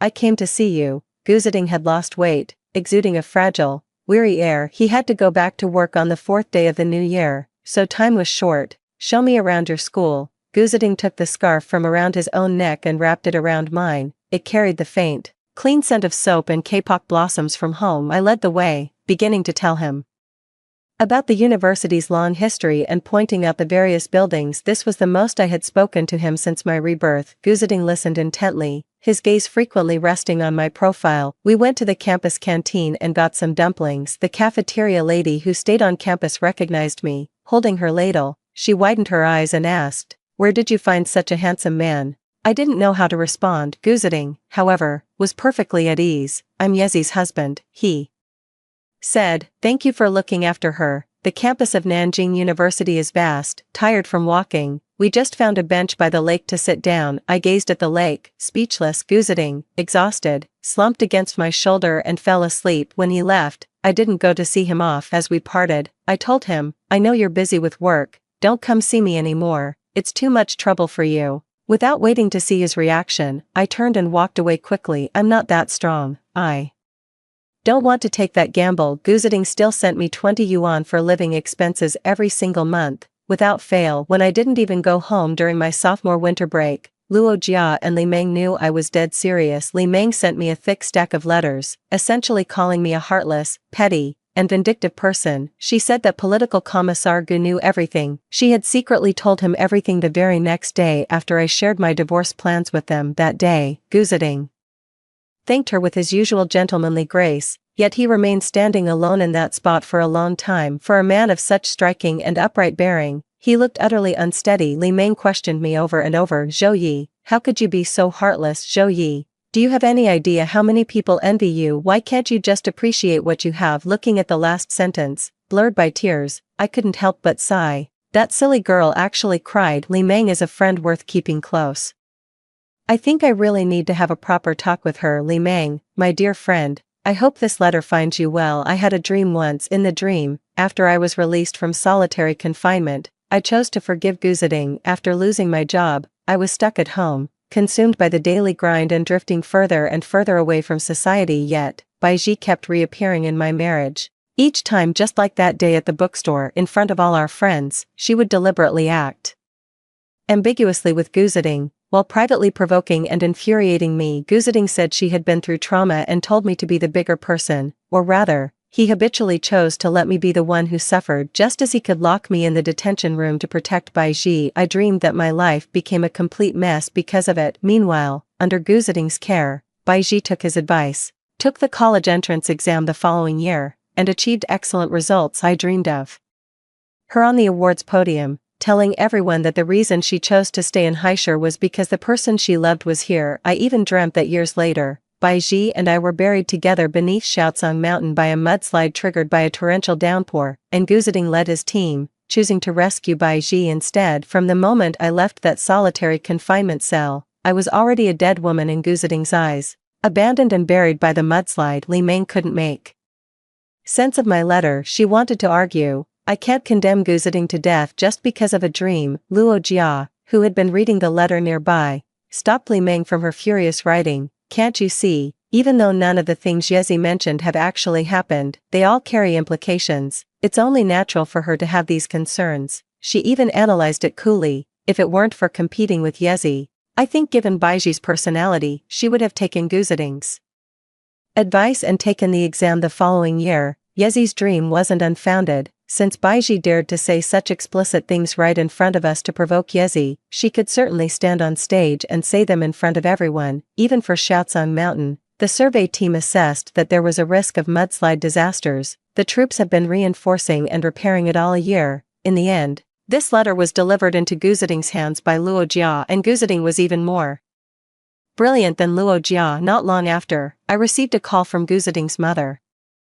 Gu Ziding was gravely ill, Mrs. Gu's voice was hoarse. For the past few years, Ziding has practically buried himself in his work, but I know he's been miserable, Mrs. Gu pleaded. Xiao Yi, can you really not come back? I clenched my jaw and didn't relent. Mrs. Gu was choked with sobs. Ziding is deeply influenced by his father and his work. He never speaks his mind, but I'm his mother. And I know that boy truly cares for you. On your wedding day, his hands were trembling with nerves. How could he not love you? He's always been a boy with a mind of his own. I know of several girls who confessed their feelings to him, and he turned every single one down without a second thought. If he didn't love you, he would never have agreed to marry you. After I failed to care for the seriously ill Gu Ziding, I was inundated with letters over the winter break. They accused me of being ungrateful and unworthy of being a wife. The leadership called to check in on my studies and life. The main point was still to advise me that no matter how important my studies are, I should also make time for my family. It wasn't until Li Meng tearfully told me that Gu Ziding had stopped eating and drinking,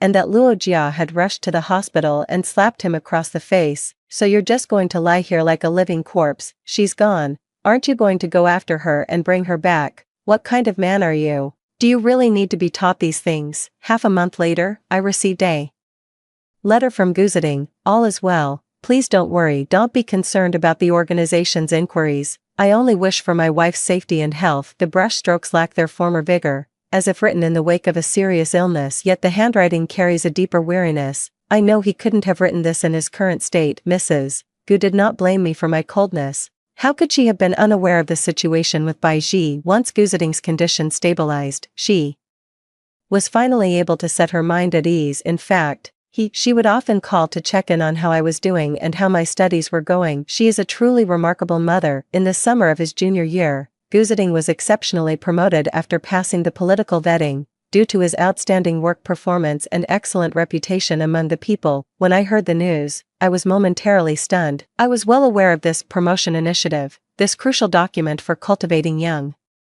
cadres was handled with the utmost secrecy. Nominations and reviews were conducted privately by senior leadership, and it wasn't until the final list was published that anyone even knew about it. However, in my past life, Gu Ziding's name was conspicuously absent from that final roster. It suddenly reminded me of when I was in the confinement room, and the captain had hinted at something in vague terms. Even baseless rumors, when exploited by those with ill intent, can cause serious damage to one's reputation. I was stunned. I never imagined that my constant meddling in my past life had truly held Gu Ziding back so much, yet he never once mentioned to me that he had failed the selection. During that period, we even went back to the main family estate. Back then, Mr. Gu flew into a towering rage. Gu Ziding was slapped hard across the face with a crimson smear at the corner of his mouth. He told me to leave first. Xiao Yi, our family isn't like ordinary families. There are many things. Mom, after being lectured by his father, Gu Ziding came out of the study. He cut off Mrs. Gu, took my hand, and we left the Gu residence. We're heading out now. Let Dad know for us. So that's how it is. That explains everything. I sat there on the stool, motionless, as the world around me faded into silence. That night, I thought long and hard. Throughout this marriage, I had blamed Gu Ziding for all my resentment and dissatisfaction. He was at fault, but I know I have my own shortcomings. To this day, I still can't get over the fact that he abandoned me when I needed saving. Yet, I also know that he showed me tolerance and made sacrifices for me. Perhaps our paths just weren't meant to cross completely. I set aside my lingering attachments and picked up the pen to write this year's first reply. Upon hearing of your transfer, I congratulate you on this achievement. Reflecting on the past fills me with regret and shame. Though mountains and rivers lie between us, I wish you to take good care. Gu Ziding declined the offer from the capital and requested a transfer to the southern city. His superior, valuing his talent, offered to help arrange matters with the school, but Gu Ziding politely declined. He didn't want to cause me any trouble. Mrs. Gu was overjoyed, feeling her son had finally come to his senses. You're better than your father. Work is important, but you've got to live your life too. Mr. Gu had no objections. He was immensely proud that his son had earned his promotion through his own abilities. I didn't bring up divorce at this critical juncture. I knew how hard he had worked to get where he was. His future was bright, and his personal conduct and family life couldn't afford even the slightest blemish. Guzading showed me around his newly assigned apartment in Nanchur, which was more than twice the size of his old family compound. There was even a small garden on the ground floor, planted with orange trees, cucumbers, and tomatoes. Comrade Zhou, I'm sorry. The man stood beneath the orange tree, the dappled shadows falling across his sharply defined face. I put you through so much pain. After reading your letter to Li Meng, I had a nightmare about the Tsongshan mudslide. I finished rescuing people in the hardest hit zone and began a grid search. In the end, I dug up your body from a collapsed section. Guzading's hands trembled uncontrollably, as if recalling the heart-wrenching agony from his dream, his hands torn and bloodied from digging. In the dream, you watched me go save others, thinking I had abandoned you. The man's voice choked with emotion. I didn't know you were there. I didn't know Baiji was in the disaster zone. I didn't abandon you. You were in a fragile state back then, and I was under political review. I had no choice but to keep you at home. But I had no idea someone took advantage of my absence to use Baiji to provoke you. The truth is, after I sent her to university, aside from providing living expenses and a place to stay, I never had anything to do with her again. I desperately wanted to stay silent, or to say with feigned indifference, it doesn't matter anymore. Guzading, I've let it go, but I couldn't pull it off. I died in the torrential rain, buried by a mudslide, my heart filled with bitter resentment for the one I loved who had abandoned me. After my rebirth, no matter how nonchalantly I pretended to be, I could not deny that this lingering grudge had stolen all genuine joy from my smile. Thank you for the clarity.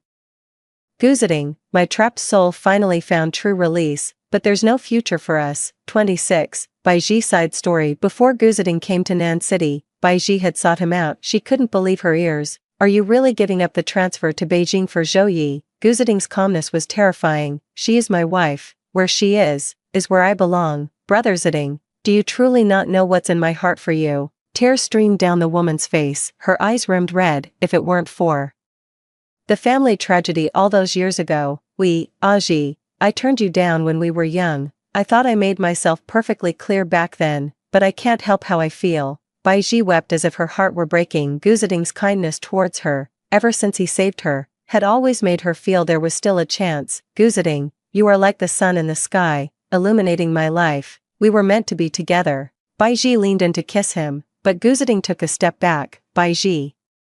Guzading's expression was cold and stern. You've always had a strong sense of pride since you were a child. That's why I've never embarrassed you in front of others. But in private, I've reminded you of this many times. I promised your father, Uncle Bai, and teacher Yuan that I would take good care of you. After all you've been through, I understand you need someone to lean on, a respectable place to stand, but you shouldn't have provoked Zhou Yi. She's the one I love. Baiji collapsed to the floor, laughing hysterically. The one you love, she's already left you. You were at death's door, and she didn't even come to see you. Ha ha ha. Do you really think you still have a future together? All she got in reply was Guzading's retreating back. Guzading left the marital home to her, and she was free to live there indefinitely. He even kept his original promise. Until she graduated from university, he would continue to provide her with a monthly allowance of 60 yuan to others.